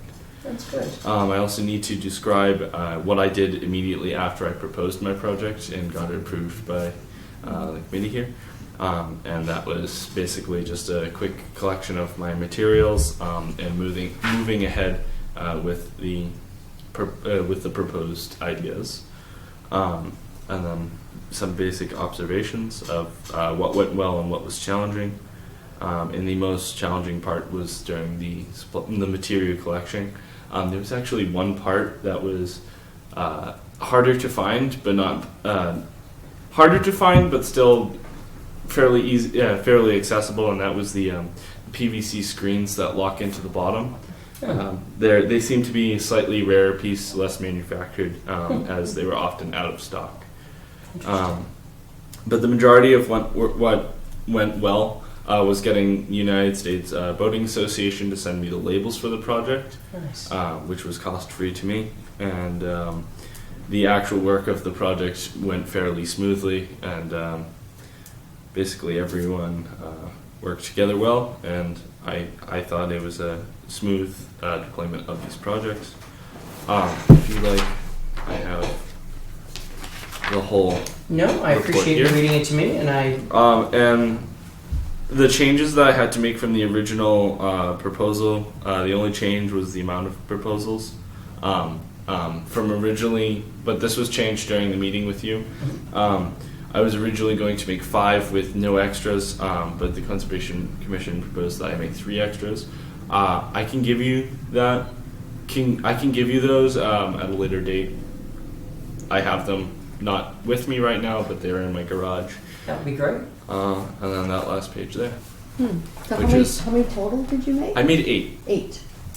fully labeled, fully assembled. Okay. 5 of them were deployed around 2 on either end of the bridge on Sandy Pond, Uh-huh. 1 up on Upper Flanagan, Yep. 1 by the boat launch on Lower Flanagan, and 1 between the property lines on the culvert, I believe is the word for it, on the road. On Oak Ridge. On Oak Ridge, yeah. Yes. Well, You noticed Derek? them being used?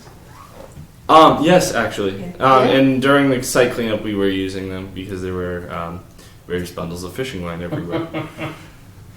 I was actually fishing down Sandy Pond the other day, and I did see someone reel in a bunch of line and throw it in the receptacle. So Oh, cool. there's evidence of them being That's good. used. Well, Derek, thank you very much for doing this project.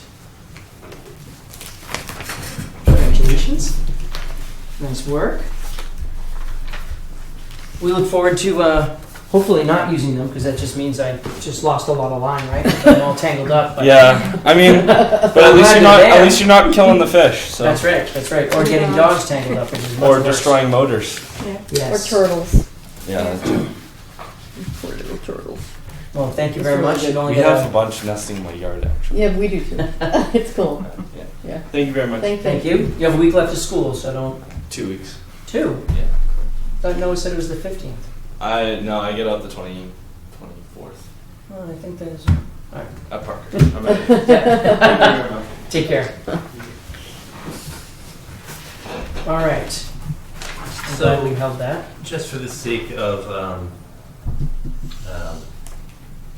backup, do you guys want to sign an extra copy of that for me to stick up somewhere, since you just gave them the signed copy? I would be happy to. Who has your copy? Takeshi has your copy. There we go.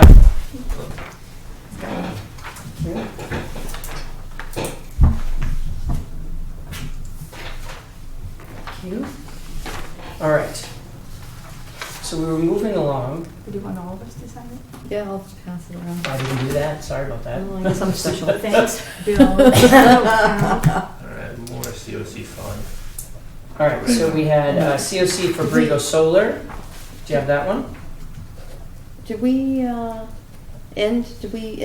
Yeah, punt it to the next Did we meeting. punt it to the next Well, meeting? I would say actually we never flip the coin because we don't have a plan. I want to see a plan before we sign off on them. And So the Alright. plan is for 7-3, But we don't Okay. have to continue. and for 135, Alright. it's the It's not compensatory public. flood details. Right. All right. And then did we Right. decide to like get 2 letters for each? Two separate letters? no, No.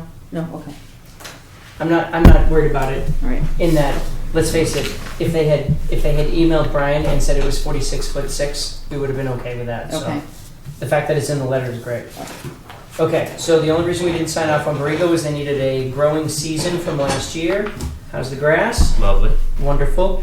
I would accept. So this is DEP file number 100-0379. Last year I walked Borrego with Steve and John Coles. Everything was in place. Everything looked great. And they said, can you sign off tomorrow night? And I said, no, I'm sorry, we can't. We need a growing season. So now that everything's grown, good to go. So I would accept a motion to issue the certificate of compliance for DEP file number 100-0379. So moved. Second. All in favor, say aye. Aye. That's that one. All right, we have one for Hemlock, We have several. 356. 5.5 and 5.6 both do the same thing. You amended the orders in 2015 to change from a rock boulder back of the house to signs on posts, and we put in the signs on posts. I went out, took some pictures. They're lovely, quite nice. There's just no good way to do And this. people are respecting the signs? Well, they're brand new. I mean, they've been there a week. I would accept a motion to issue a COC for DEP file number 100-0356. So moved. Second. All in favor, say aye. Aye. And you have 355.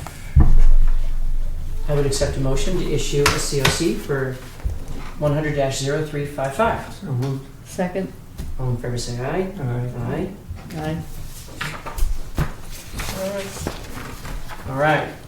So now we're down to me.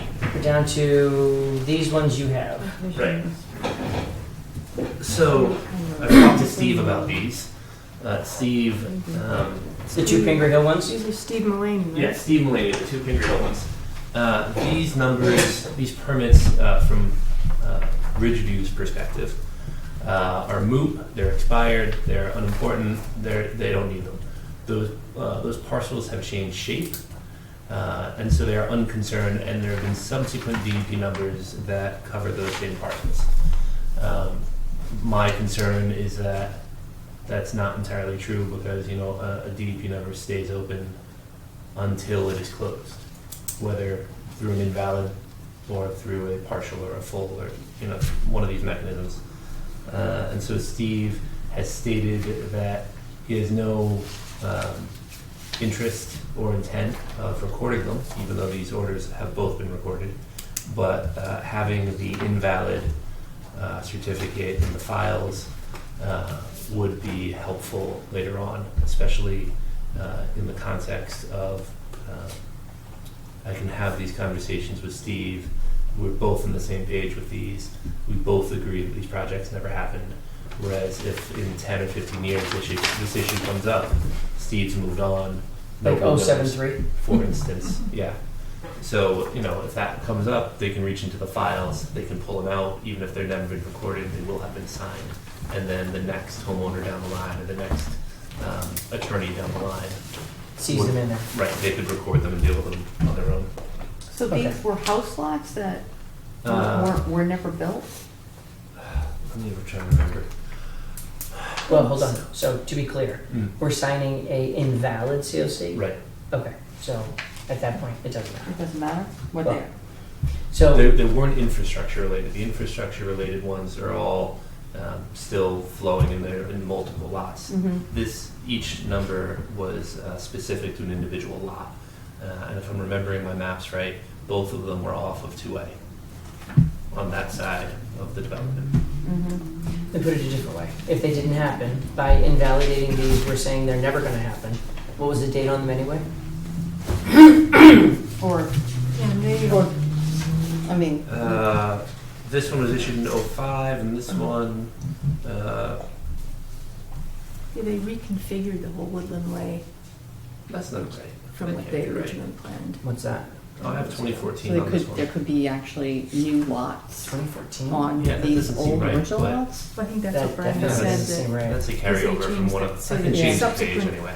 orders have been issued that cover a lot of these But parcels. these numbers are correct, changed and the so, line. The DEP file numbers are right. yeah. So on the page you'd be signing, the only thing, you know, is up here, and then I'll just change that to make it right. I did so many of these today that obviously I missed one. Well, if they're 05 and they didn't happen, Right. then that's what we're saying. And the applicant agrees they didn't happen? Yes. The only disagreement that I would have with Steve is that I think they ought to be recorded, and he doesn't. He has no interest in doing so. True. Well, that's because I think we all know why that is. Right. So, That's fair. That's what, fine. but didn't we say that we could record these by mailing them?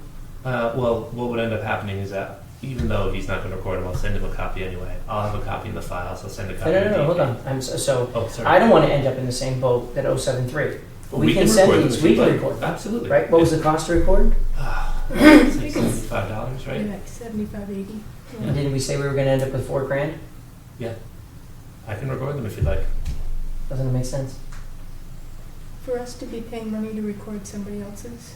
Well, actually, I don't what we're think- doing in this particular case is, so what the applicant is saying is that he doesn't want to spend the money to do these, right? Because we know it's the applicant doesn't want to spend the money to do these. Okay, so what we're doing is cleaning up something that we then don't have to argue about. In 10 or 10 15 years years. from Yeah. Well, we won't be on here in 10 or 15. Well, that's ridiculous. Yeah. I don't know, I'm not thrilled about spending money. I'm not thrilled about spending it either, except that if they don't get recorded, then they are hanging out there. You could think of it in terms of we're not spending money, we are saving a future townsperson a significant legal headache that would cost them a lot more than the recording fee. And we have no way to force them to record these. Think of it that way. They would record a COC that was partial or complete because that's in their benefit. They're never going to record one that's invalid Mhm. because it doesn't do them any good. What does it buy them? And how would we be in legal jeopardy in 10 years or 15 years? It's not legal jeopardy. It's no one can figure out why someone sent an invalid one in. Why does this one? What's going on with it? We're saying these projects never happened. All I'm simply saying is we talked about cleaning these up. This is one way to clean this up. Okay. I don't know another way. I don't like the idea of keeping it in the file because something happens and nobody knows. Okay.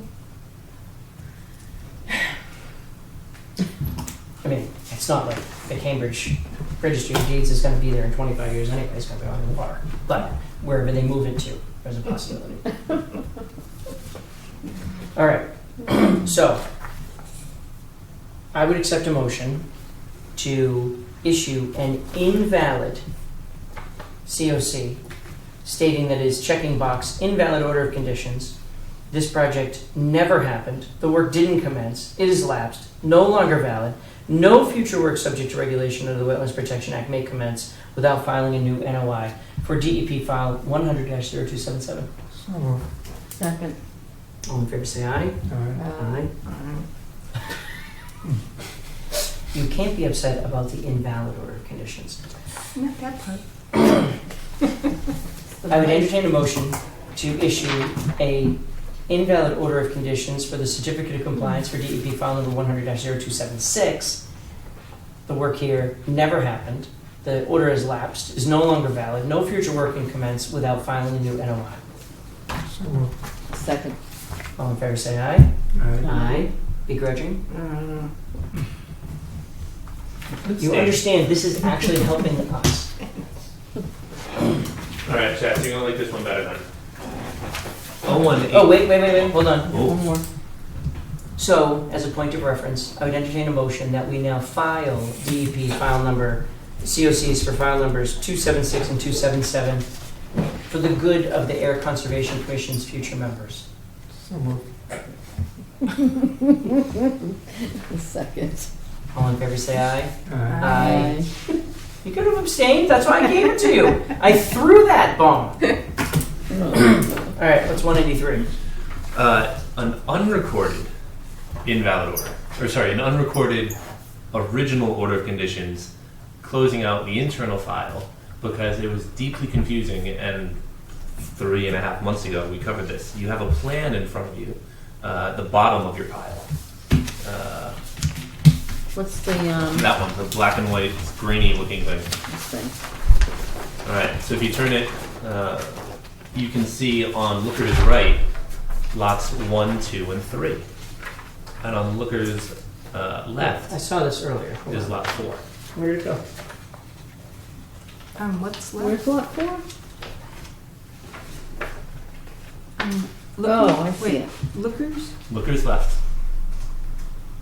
Lookers? Hold on a sec. I had this. I just had this. Oh, So- sorry, mirror images. Yeah, this one.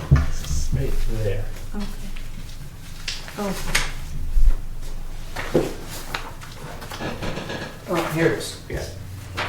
All right, so the 3 lots together, and then you go past the pond, and there's a very tiny little lot that says lot 4, which All right, so this is. Hold on a sec. So there's.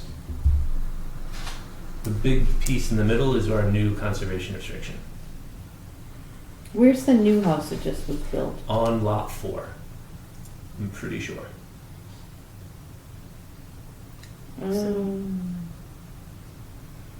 So 1, 2, and 3 are the 3 houses that are built. Yes. Okay. And the confusion originally, when Mr. Cornelia was in here and we were dealing with this, is that you can see lots 1, 2, and 3. That makes sense. Mm-hmm. Just off the plan, where the north arrow is another house. So there are 4 houses built in a row. Okay. Where's the 4th house? Off plan, right there, Right there. about where the north arrow is. When I was going through this the first time around, I hadn't found that file for that house and had made the assumption I just shifted everything 1 to the right.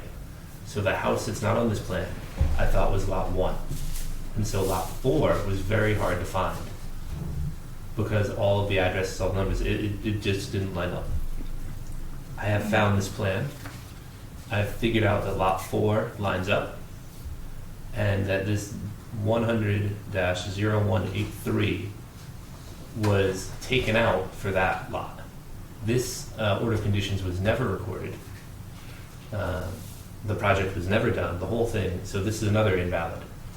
But Okay, so in other words, what you're saying is, so the story, so hold on, so here's what I think I heard you say. Yeah. No, Oh, so what you're saying is that when you thought you were looking for lot 4, you thought it was one of these 4, but then you found this plan that says no, 1, 2, 3, 4, way over here. So lot 4, as depicted on here, is actually next to Franny Callahan's house. So, because that's what this property here is Callahan, and then Ed is across the street. So what we're saying is, this property here, which actually has a small flat area in front of it, That's where they're building right now. The house that's going on. on lot 4. That's, yeah, and they've stayed out of the jurisdiction of the wetlands, I've double checked that. But the original plan, they took out an order, and they just never used it. It's interesting. Because did they think they were jurisdictional? Who knows? This is why, this is. What year was this one? Maybe they were. 98. 98. But so what, in January, what did we, when we said That was when I was confused, and basically I shifted everything one to the side. So so what happened to that COC? Because we did sign a partial COC for 183. No, you Okay. signed that one. You chose not to sign until I found the better plan, because at that point I was still confused about lot 4, and you said, you know what, Okay, we're got going it. to punt this Yeah. until you figure out better what's going on. And that was what I figured out better eventually, was that 100 DEP numbers later, at like 101, Yeah. I found that one after like the third time going through, because we couldn't find 101 for a while. Also, minor factoid, there's about a dozen missing DEP numbers across the files. So that's more than I was hoping we'd end up with. Anyway, so this is, I can close this out finally. I know why, I know how, and I understand, and I have the plan. Okay. And that plan is referenced in the order. So there's 2 things going on. Number 1, it's crazy old, so getting rid of it makes sense. It's crazy old from a it never would have been upped by the state process of re-upping. Number 2, there's a house going on that property now, but it's non-jurisdictional based on its location, which is interesting. And number 3, now that we have an actual plan that lays out those 4 properties, it makes perfect sense to make this one invalid. And it also helps me to understand the confusion, because these lots weren't put together, those 4 houses were put together by different people. Now, here's the best part. This one we don't have to record Right. because it was never recorded to start.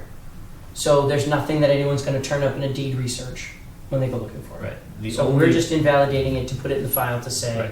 Bob's your uncle, it's all gone. The only purpose of this is to winnow down the number of outstanding questions.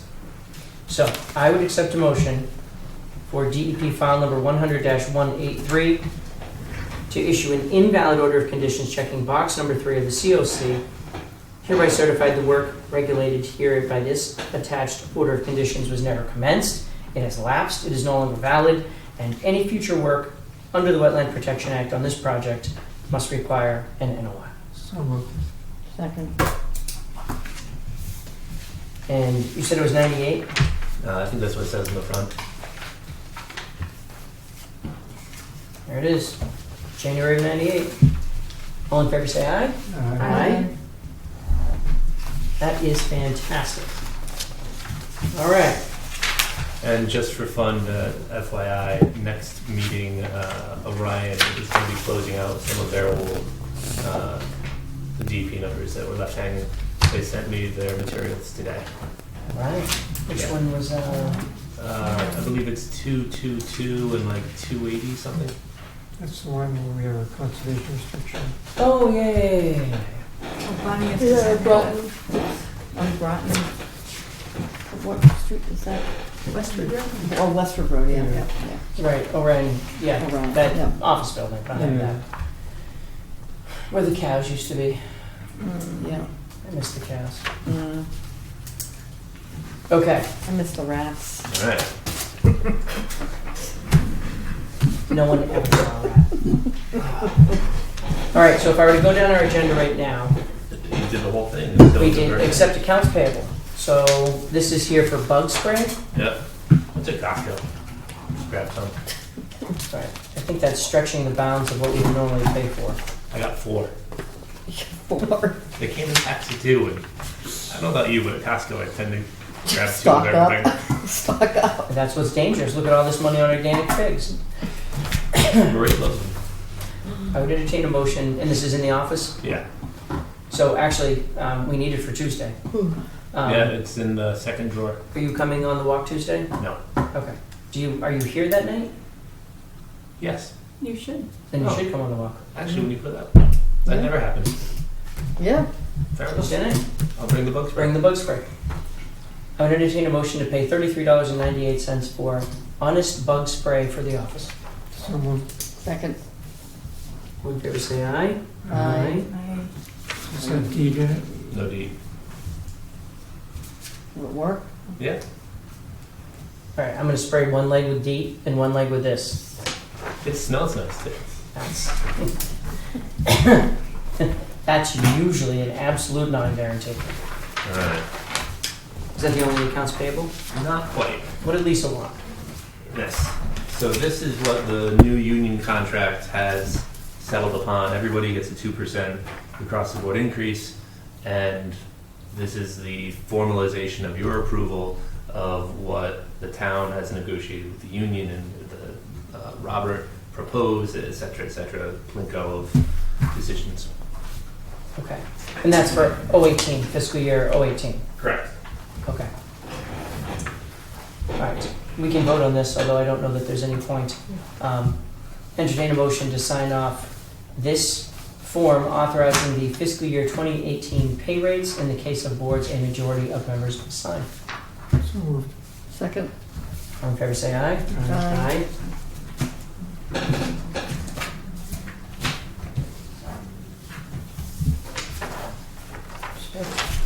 There's only 3 lines, so there's our majority. Alright. All right. Fiscally next would be the Solitude business.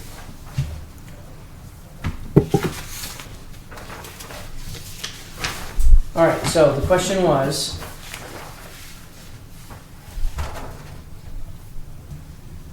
so they do 6 water chestnuts, notified if there are any issues. So, I'm sorry, Jess, I don't remember from the meeting minutes, we went through this in detail. I just don't want to reinvent the wheel.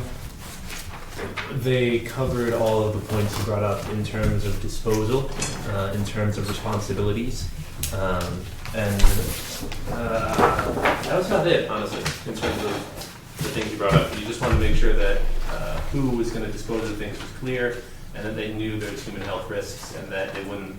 Yeah, but no. I thought the concern I had was, what was the point of finding this out if we didn't know what it was going to cost to do anything about it? Right, but they can't answer that question Well, then- until we figure out if there's a question to be asked.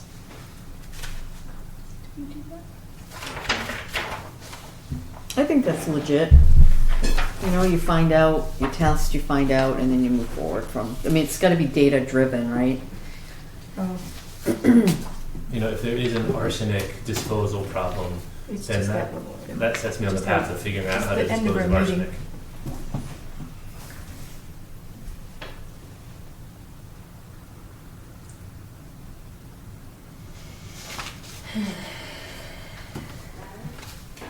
And the other thing Yeah, that you and asked is how to pay for it. Right.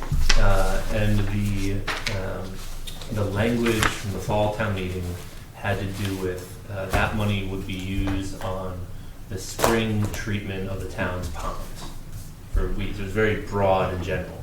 In the notes section, it specified which ponds. Didn't say grow. Right. So, you know, that would be sort of at your discretion if you wanted to use that. However, in this fiscal year, we've got money kicking around. So if it came out of the regular budget, How did we end up with extra money? because I didn't start full-time when they started funding full-time.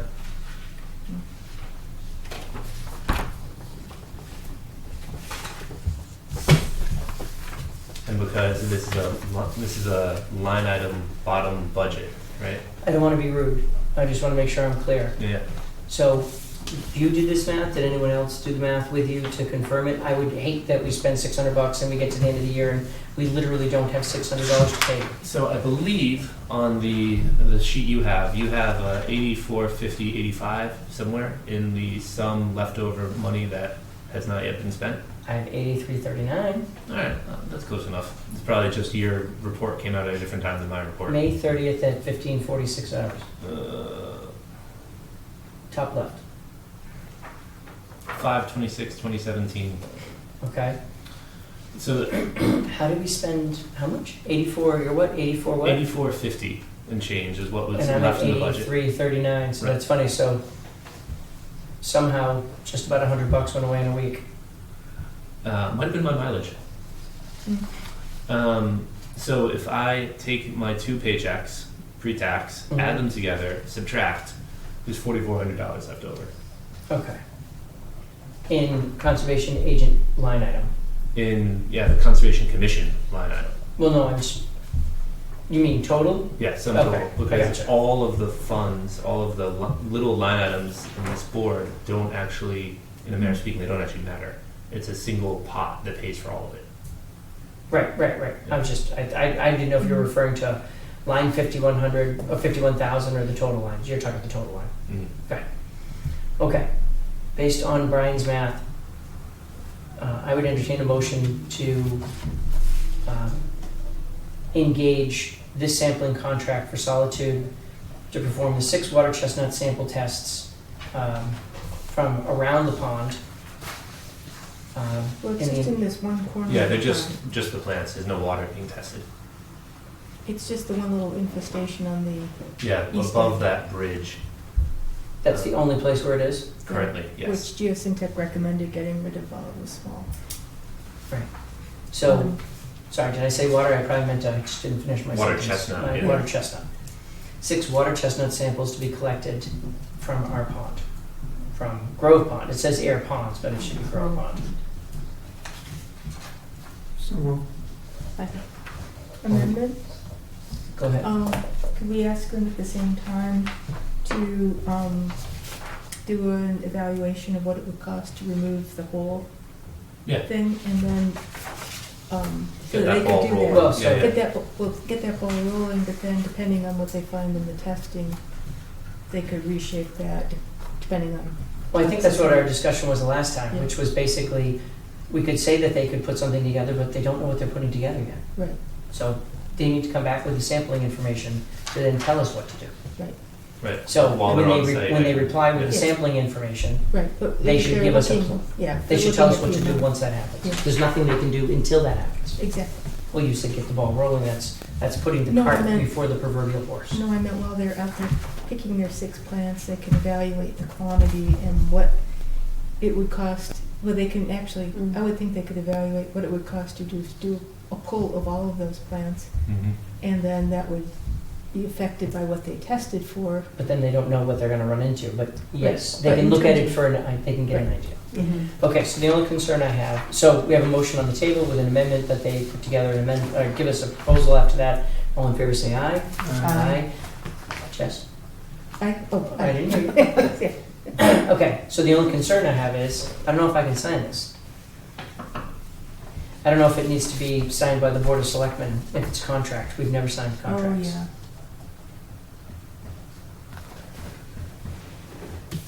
I think you're right. I'll find out. Just based on past experience. That's a good point. They always went to the Board of Selectmen. Yeah. So we have moved forward with it, and Mhm. we're excited for them to do it. And if the Board of Selectmen comes back, or if Robert tomorrow says, no, you guys can sign it, we can do it on Tuesday night. Or you could sign the contract, and I can find out if you're within your powers, and if not, I'd then- take one of these blanks and give that into the next BOS meeting, and you've got one signed by you guys and one signed by them, no harm done. I don't have But any with the problem. understanding that I'm definitely not gonna move forward without double checking. Okay. Anybody have an issue with that? no, No. so, Do you want to vote that in? yeah, we can amend that to say signature by the chair. Well, we actually have to make a new motion because we voted on the previous one. So I Rewind would, the tape. so I would accept a motion that on the prior motion, where we're signing the 2017 sampling contract, we've agreed to pay Solitude Lake Management $600 to do this work. The chair will sign the contract with the stipulation that it is only valid as approved by the Board of Selectmen and or through the town administrator. And if it needs to go to the Board of Selectmen, said signed contract is invalid. So moved. Second. Really got to do that dragon thing. Oh, here. aye. Nice. No, all in favor, say aye. Aye. Because, yeah, the question would be if you're signing a contract and it's under a certain threshold, you guys may have that power. Yeah, I don't know about that. Right, exactly. The only thing I can tell you is that in the past, all contracts went through them, and I'm certain that part of that was that all contracts were to be vetted by town council to make sure we get ourselves in trouble. So, on that topic, Getting ourselves in trouble? of fiscal management, this is business that was recommended that I bring up to you by Martha. All right, so hold on. Let's go to the first page. So, are we into our conservation notes? No, What's that business? this is different fiscal management stuff. Martha, lady who works there? Yes. In 2016, the governor signed the Municipal Modernization Act. One of the many small details in there is that the approval of bill/warrant, section 5758, part 4, allows any multi-member board, committee, and commission heading departments, including select boards, to designate one of its members to review and approve bills or payment warrants with a report provided at the next meeting. What this means, essentially, is that in a time-saving situation, rather than me bringing all of you my bug spray, I could say bring it to Jess if you were to vote to give her that power, and then she could come in the next meeting and go, hey guys, I paid Brian for bug spray. I would And prefer small-ish not to. bills. Yeah, I understand where that comes from, but I don't. We don't run into the situation where it takes up half our meeting. We meet every 2 weeks. Fair enough. I don't want that responsibility. Well, it could have been Bill. No, it can't. So, All right, so that's over. my other feeling is that I like our transparency in this meeting, where unlike certain other groups and folks who seem to manage a lot of that stuff behind the scenes, all of our money is on camera in front of people. I prefer Yeah. that. With that in mind, It just feels better. public hearing notices, we're Mhm. not getting those to sign off on anymore. Right. I talked to Martha about that today, actually. And she basically was like, if they want to sign them, they can. They don't have to. Because in a manner of speaking, it's not money being spent by this board. It's essentially money being brought in to pay for a cost that, it's just... So in other words, 65 went out, 65 comes in, we don't have to sign it anymore? Right. Who's checking to make sure that it was the right thing? Martha and I. Okay. I just don't want to find ourselves like we fall behind and somebody says we never paid for something. Oh, no, yeah. When we do a new thing, the reason those guys are handing me the checks is that technically you don't have to open a hearing until we receive the advertisement money. Right. So in a manner of speaking, you opening the hearing is an action that acknowledges and approves that that money has come in. And and again, we've only been burned once. Okay. Okay. So moving on to meeting notes. Boom, boom, boom. Hemlock RDA is Mr. Croto. He didn't come in. Which is weird because he's been talking to me all week about this and he really wanted to get it done. All right. I don't We'll know keep why. going down. Arsenic. Took care of that. Mr. Delcor. Okay. Goals and objectives. Please review what was already distributed. It won't be printed again to save paper. That was originally 6 weeks ago. Just 8 weeks ago. I don't know anymore. 11. Yeah. 4 weeks ago. Feels longer. So, in summary, very quickly, this project of cleaning up the numbers and cleaning up the files is coming really close to the end. As of today, I've double checked down to like 188. At least from 402. right. At least geospatially. There's probably some little details I missed, but the big problem was that when I'm playing with the software too hard, it accidentally takes a parcel and moves it over to the other side of the screen. I'm fixing it. So once that's done, everything is all tight and tidy. And I have some different issues to resolve with Cindy and with the assessor's office in terms of data integrity. But that's another story, and it might come up again later.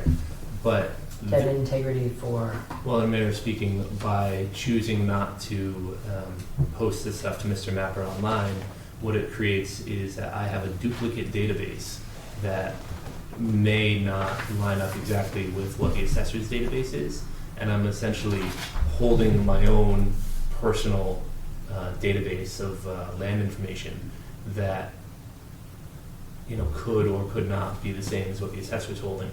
And over the course of time, that data may drift and become different. so what is the assessor using for a database? Mr. Mapper. Okay, so why would we have had to, so wasn't there it was some exorbitant number for us to be tied in with them, but why aren't we just tied in under the existing licensing? Because it was specific to the assessor. I Still couldn't doesn't tell make you. sense. I couldn't tell you more than that. Other than that, Please go to Cindy and talk to her about that, because if they have licenses, then it should be nothing more than buying another license. Most of the way that those packages work, if it's the same software that they use, well, it's not a software package purchase. It's a hosting data purchase. right, tomato, tomato.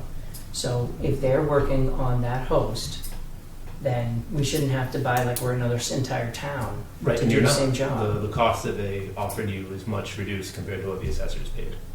which was what, like $1,000 by the time, wasn't it? 600 for the year, and I then think it was 700 to get on, and then 350 or so. 350 or 4 to have to maintain maintain it. yearly, which is a lot. It's a lot.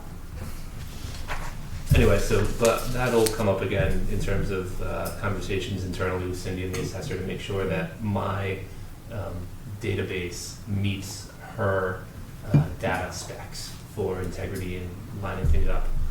all right, hold on a second. So, I'm going to give you an example of something going wrong.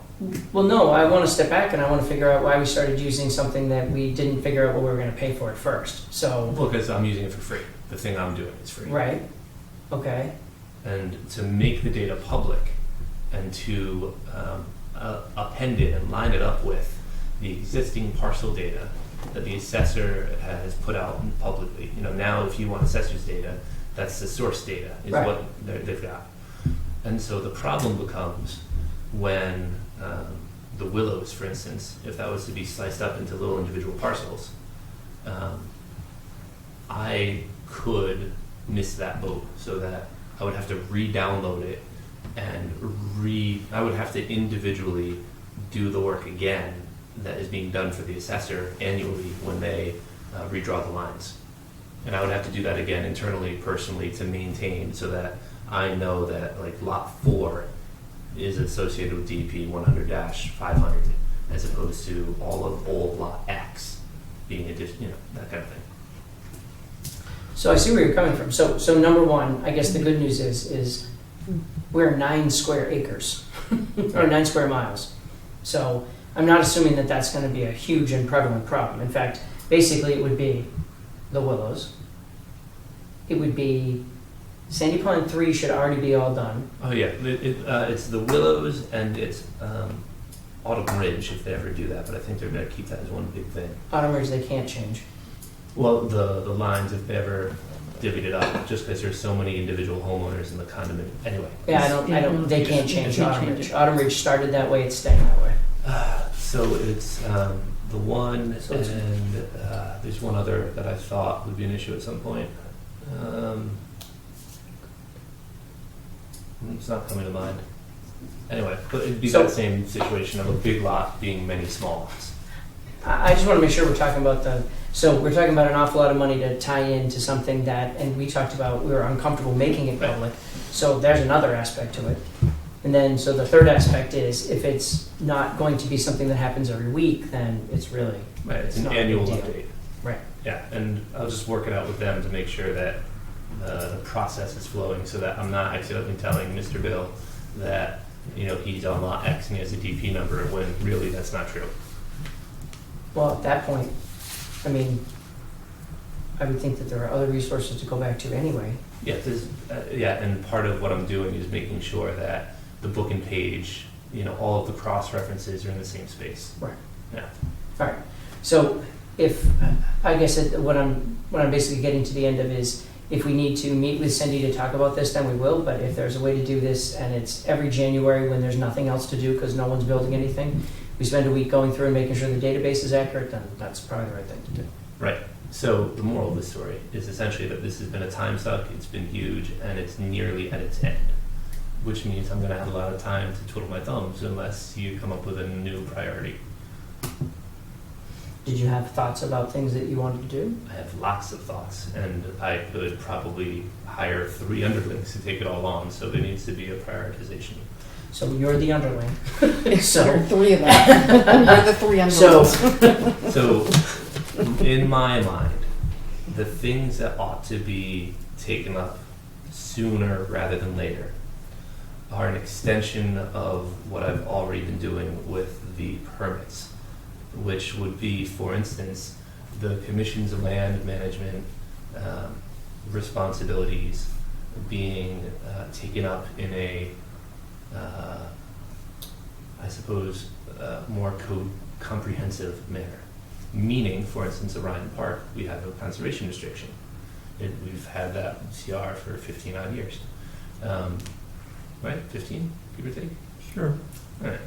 no, I was on the commission. So, probably 10. I don't think it was the first one we did. Well, so it's old enough, right? There's no baseline documentation. If I were to go out there now, I wouldn't be able to find the property line. I wouldn't be able to tell if anybody has infringed on the CR. I have no ability to judge. And so... But you have the ability to set a new baseline. Bingo.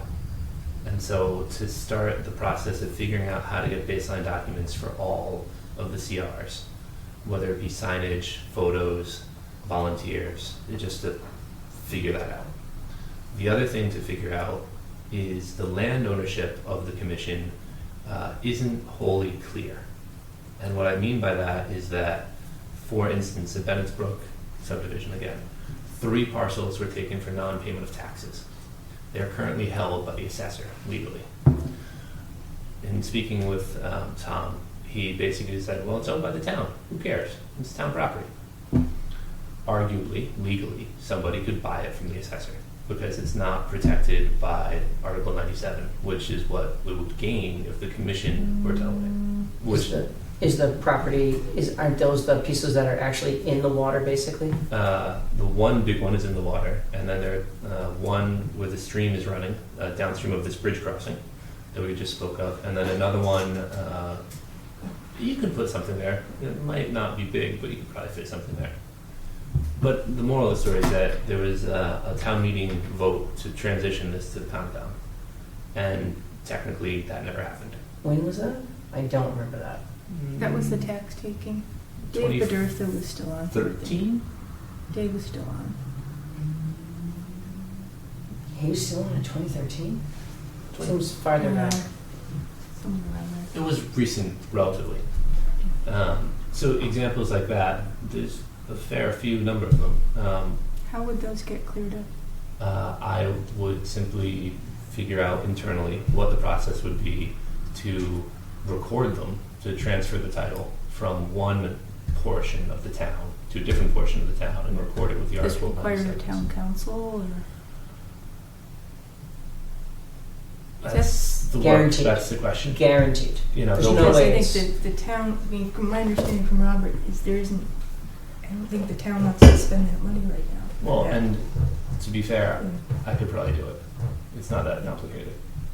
Whether or not they want to let me do it's another story. So there's that issue, and then there are issues of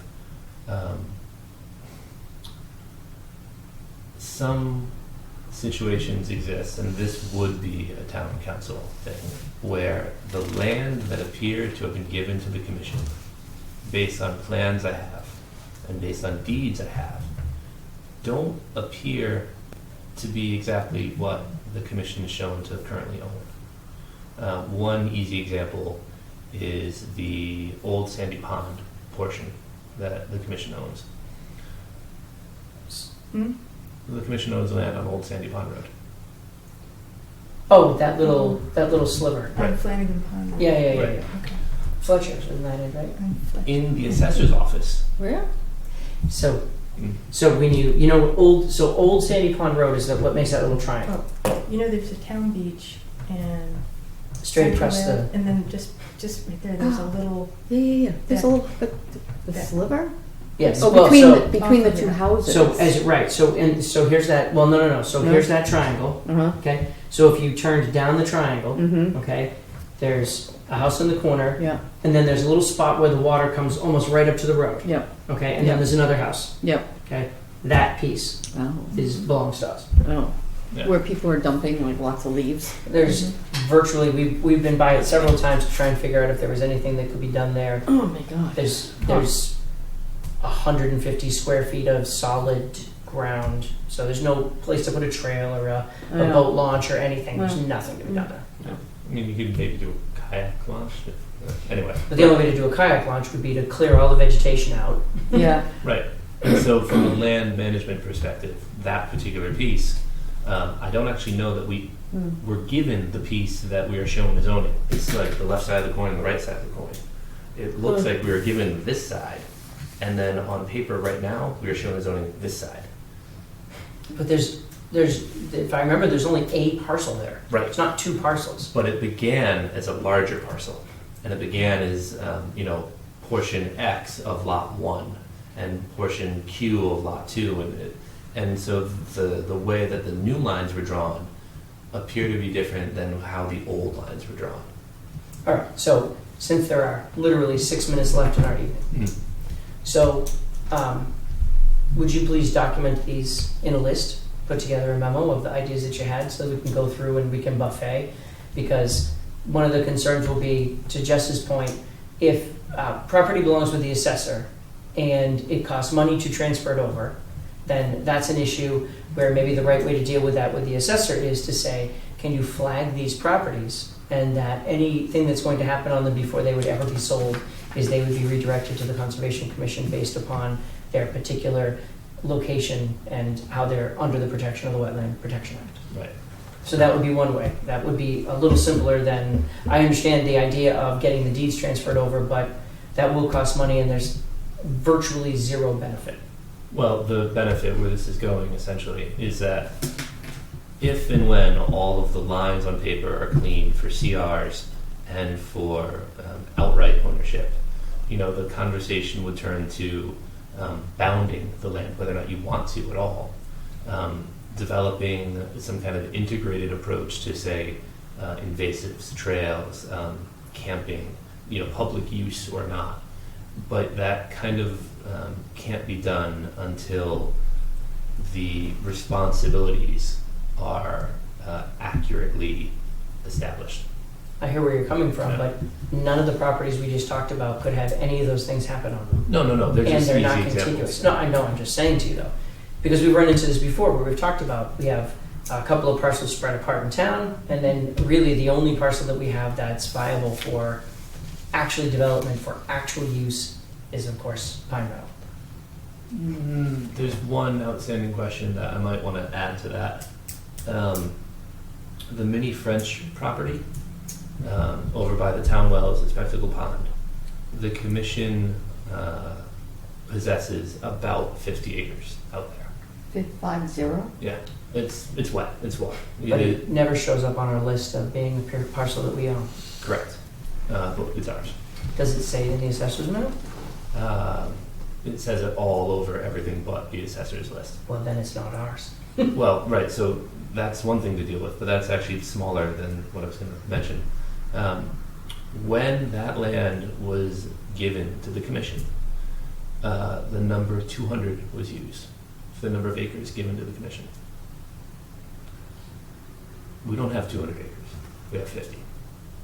There's Well- 150 missing acres that may or may not.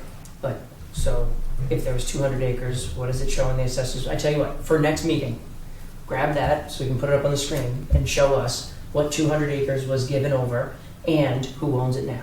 And that's the thing where I actually would have to go digging to find that, because it's based on a plan from like 1922. It's not online. I understand, but if you bring up 200 acres and Yeah. you tell me that, you can figure it out, I even can if you just show us the 50. I could show you the deed right now if you want. No, because we have 3 minutes now and we're Fair walking enough. out the door.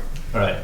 So have a look at those and see if you've got some, that's not everything I mentioned, but those are the things that I would like to Well, clean up. Why don't you do it as a memo and we'll go through it that way next time. Well, I kind of did though. That was from on the 11th when it went out in the packets. Recirculate. Fair enough. Recirculate and put in the packet. On the question, okay, so we're gonna, on the question of the willows, Yes. DeShang, Last I heard from him, which was yesterday evening or this morning, on one of those emails, he said that he was putting together a planting plan on the mitigation. But that doesn't mean anything really, kind of, until I see something in front of me. And they're building the last house. They're putting in the foundation currently. Why don't you send DeShang an email today, like you said here, stop work plan, send him an email and say that the commission on June 22nd will probably issue a cease and desist on the property if he doesn't have a plan for how he's going to go forward. Cool. Tell him that we're very concerned that they're going to finish and not finish. Right. 114 Sandy Pond RDA, resubmitted correctly, that was one.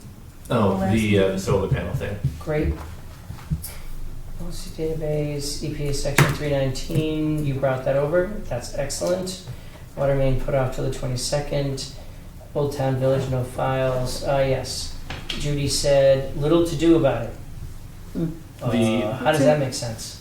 Because the only enforcement issue there would be that slope erosion that you saw. Yeah, The parking lot point source pollution points, point discharge, are essentially grandfathered in because I have no plans that refer to them. The parking lot predates the apartment complex. okay, MS4 process, what's MS4 stand for? I actually don't know. Okay. But it's a stormwater thing, EPA, DPW is implementing. It is, Daybrook is within an MS4 area, which means essentially the DPW is going to make a list. Please draft an email tomorrow to the DPW. Oh, Dan's in the loop on this, he knows. I just want to see it in writing so that then I can reference it back to Dan and after you write the memo, then I can forward it back over to the superintendent and say, hey guys, this is a big one for us. Is there something we can do about it? Because that's a huge amount of So water that's then going in over there. You just want to, me to outline the commission's concerns, write it in an email, send it to you and to Dan? Or Well, just- what I'm saying is you've noted on here that the MS4 process, which we can't define right now, encourages the elimination of point source discharges. Right. And that this area is in an MS4 area. Right. So it would be great to send, it says DPW might get to these eventually. So what we're basically saying is the town would pay to correct this parking lot. I don't really know. So why don't you figure all that out and we'll talk about that at the next meeting. Because if there's a way for someone to do something, that's perfect. If there isn't, then the only way to do is to go back to the erosion on the bank. And then in that case, what we'd probably want to do is have a meeting with whoever owns the property to show them what we're concerned about and see what they might be planning to do. So, what if I simply wrote Dan and Mark an email to the effect of, the commission sees this, they have concerns, we understand the MS4 process is going to be going on, how would DPW... I agree as soon as we understand the MS4 process. Well, so let's that's figure that out inviting first. DPW to explain the MS4 process. So let's find out what it actually means, because I don't know what an MS4 process is. I don't know if what we're asking is out of whack, or I don't know what MS4 means. Yeah, it's awkward and complex. What's great is All we'll know all about it on the 22nd. right, figure All right. that out. Daniel, Solitude went well. Reports Logbook? come in, no work was done. There's Did you see printed- my text message on Pleasant, Riley Jane Farm. Oh, I yeah, sent I you a went text out. message, they had a blowout over there. Yeah, I don't know what you're talking about, but I went out anyway. I didn't see a blowout. We had conversations. Yeah, So what you drive on the one- property, that first little area that they made such a mess of over there. Trevor Trail. Yep, Trevor Trail. Yeah. Right on Trevor Trail. If you go down Trevor Trail before you get to the end, on the left, clearly mud all over the blown out, all over the filter sock. Oh, yeah, that. That actually, relatively speaking, that spot is in good shape. It's been worse in the past, and they are gonna change it up so that it doesn't take so much abuse.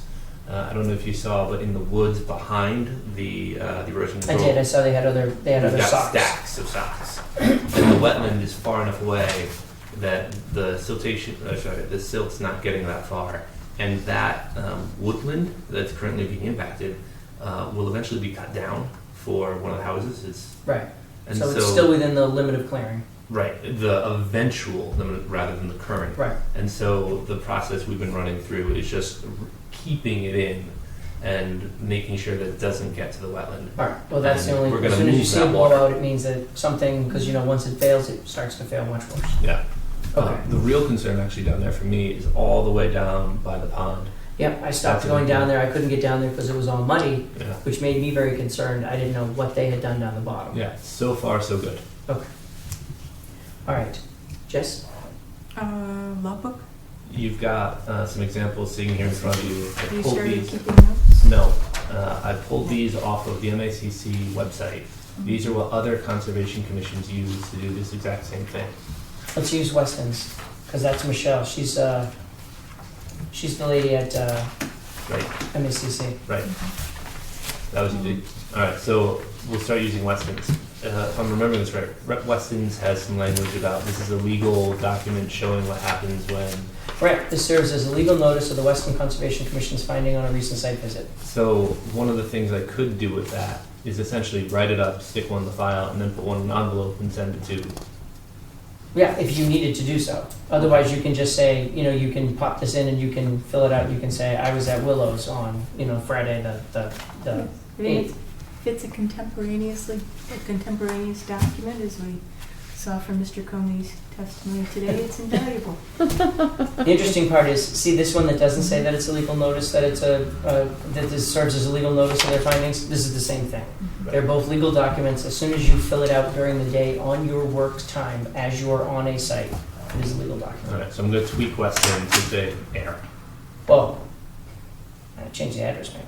All right. All right. Next. And just last thing would be, before we consider a standing desk, I'd like to see a written out justification for it. I don't have one other than that. It's better for me. And It keeps me I from got a being little bent over. pushback from the town administrator's office when I was in the other day. Yeah. Like, the concern about what this example sets for other people wanting more equipment too. So, if we start buying special, is it not a good justification? So that's, I don't know how to just in a. do we need it? I mean, I know that I feel like a book that the binding gets old if I've been sitting in the chair too long, and I have books up there right now in a cardboard box that I will stack and stand up with, and from a professional angle, probably having a cardboard box to stand your computer screen up on maybe doesn't give the right impression to the people coming in. All right. What were we talking about for the cost of the desk? It's on that Back page. back page. So I've we say the number found then. several options. The cheapest one that Cindy has seen in person, I believe, is like $380 through Combis. Says here 270. Let's see. Model number 2. Model number 2. I've never seen this one. I ordered it online. $269. I can't get that through Combis. Looks fine. The one above. What is Combis? It's the state of Massachusetts. They get one blanket contract, and you can buy through them. It's cheaper. We'll just say Robert was not thrilled about this. So here's my opinion, is that if this is gonna be done, there should be an ergonomic assessment of everybody in this building. And, Well, it sounds like that's what Robert's. yeah, I and mean, then it covers everybody, not just, Yeah. our, So use a cardboard box. well, it might happen later. It Yeah. has to happen, it has to happen, I think, for, I think it has to be done fairly for the whole yeah, town for hall. everybody. I think I appreciate that you're sitting at a desk all day, but it turns out that most people are. Oh yeah, no. I mean, this is one of the, Cindy, for instance, actually is looking to get one for herself. And I don't know, she didn't say anything about Robert and all that. And so she was encouraging of it. But, I understand, obviously, I just, it kind of looks Well, weak, Then that's all. don't do it. If you're worried about how it looks, don't use it. What's TAA compliant? Trade Agreements Act. Yeah, it's all Trade. American-made parts. And Trade then- Agreements Act. I think the good news is that unlike most of the people here in town, you get to get up and go on site visits. Which is nice. Okay. Jess? Just for maybe discussion at our next meeting, Janet probably he sent you an email yesterday from CPC. Would conservation consider being the sponsor if there was an agreement between the town and Matt Field for Emily's Way? If they came to an agreement of purchase, it would need somebody to sponsor it. Yes. Okay. And she sent something on the Tooker property. I don't think we need to do that right now. Interesting. okay, a couple, just two things. Woodland Way, well, I was up there the other day and, I don't know, it seemed like the limit of clearing was much larger than what was on the original plan. Which one was Woodland Way again? That's part of Pingree. The Pingree. ta- The one Shang, up by when he the- came in with the erosion. Up by the, yeah. the tower. It just- Really? it's- By the yeah. water tank? You think it's Yeah. opened up more? Yeah, Didn't we just have a message that somebody, yeah, you wrote it. Citizen said, cut her gone wild again. what? The tree guy gone wild again. Oh, I didn't send that. You were on Girls Gone Wild. It's a Girls tree Gone Wild. cutting website. Yeah, yeah. But Brian, that's- would you be so kind as it's to just- take you might wanna- walk up Woodland Way and just Yeah. have a look and see Yeah, how I we was compare? there yesterday. I mean, they haven't cut anything new since the first time. Yeah, I mean, it may look different, but there's no new trees that have come down. all right. Two of them It's- fell over just naturally, but It just looks like the swath where, the wetland is down through the middle. It just looks, I don't know, just looks like a lot of cleared trees in there. So property that I see on the train every day, 10 Page Street. It's basically Bulge Pond. So you don't, Bulge, Page Street. So if you Is go it the one that across- loops around behind? Yeah, so you go across the tracks, Yeah. past the knife manufacturing shop, R. Murphy. yes, take a left on Page Street. There's a house, and they're putting up a huge fence around the property, and they basically cleared everything in their backyard all the way down to Bulge, all Okay. the way down to the water. Would you be so kind just to go by there tomorrow to take a peek and see what you can see? It's all mud. yes. Sorry, I just put my notepad. Yeah, Can you take a picture from the train? I could. This video. Yeah, I could do that. I could try that. What was the number? 10 You think 10? Page Street. It's a Is little- that a guess from the train or is No, that no, you no, looked at no. the No, I maps? drove by before the I meeting. gotcha. Thank you very much. Did a drive by. I can't think of what it was I saw the other day other than that blow up. I'll give you 30 seconds or less, Ken, if you've got something, sir. An MS4 is a municipal stormwater Municipal system. I'm stormwater. looking at it right here. You're a Good man. beautiful man. Which Just- means it's got to do with the town of Ayer. I don't know if that falls under the question you It's had. one of these Plinkos It has of to be the. part of the town's drainage system. Well, The and this town's is not, drainage so system. that won't fit. Mm. But yeah, it's a big process that involves lots of moving parts, and I'm scared to look at it anymore. Well, just based upon what Ken said, it's out. So the only thing to do is to get information on the landowner for the next meeting so we can send him a letter. Tell him we're worried about what's happening off the edge of his property. And Right. And that was something that, you know, Judy did give advice to basically ask nicely and see what happens. That's fine. So please get information on who he is and we'll pen a letter to him. Let's go. Actually, if you can so why don't we just skip that step? Pen him a letter that says that the commission was alerted to the erosion along the bank off the end of their parking lot, and that we'd like to know what their plans are. That clearly, actually, why don't you get the information about it? We'll put the letter together next time. Just get the guy's info. Adjourn. So moved. Second. All in favor, say aye. Aye. Aye.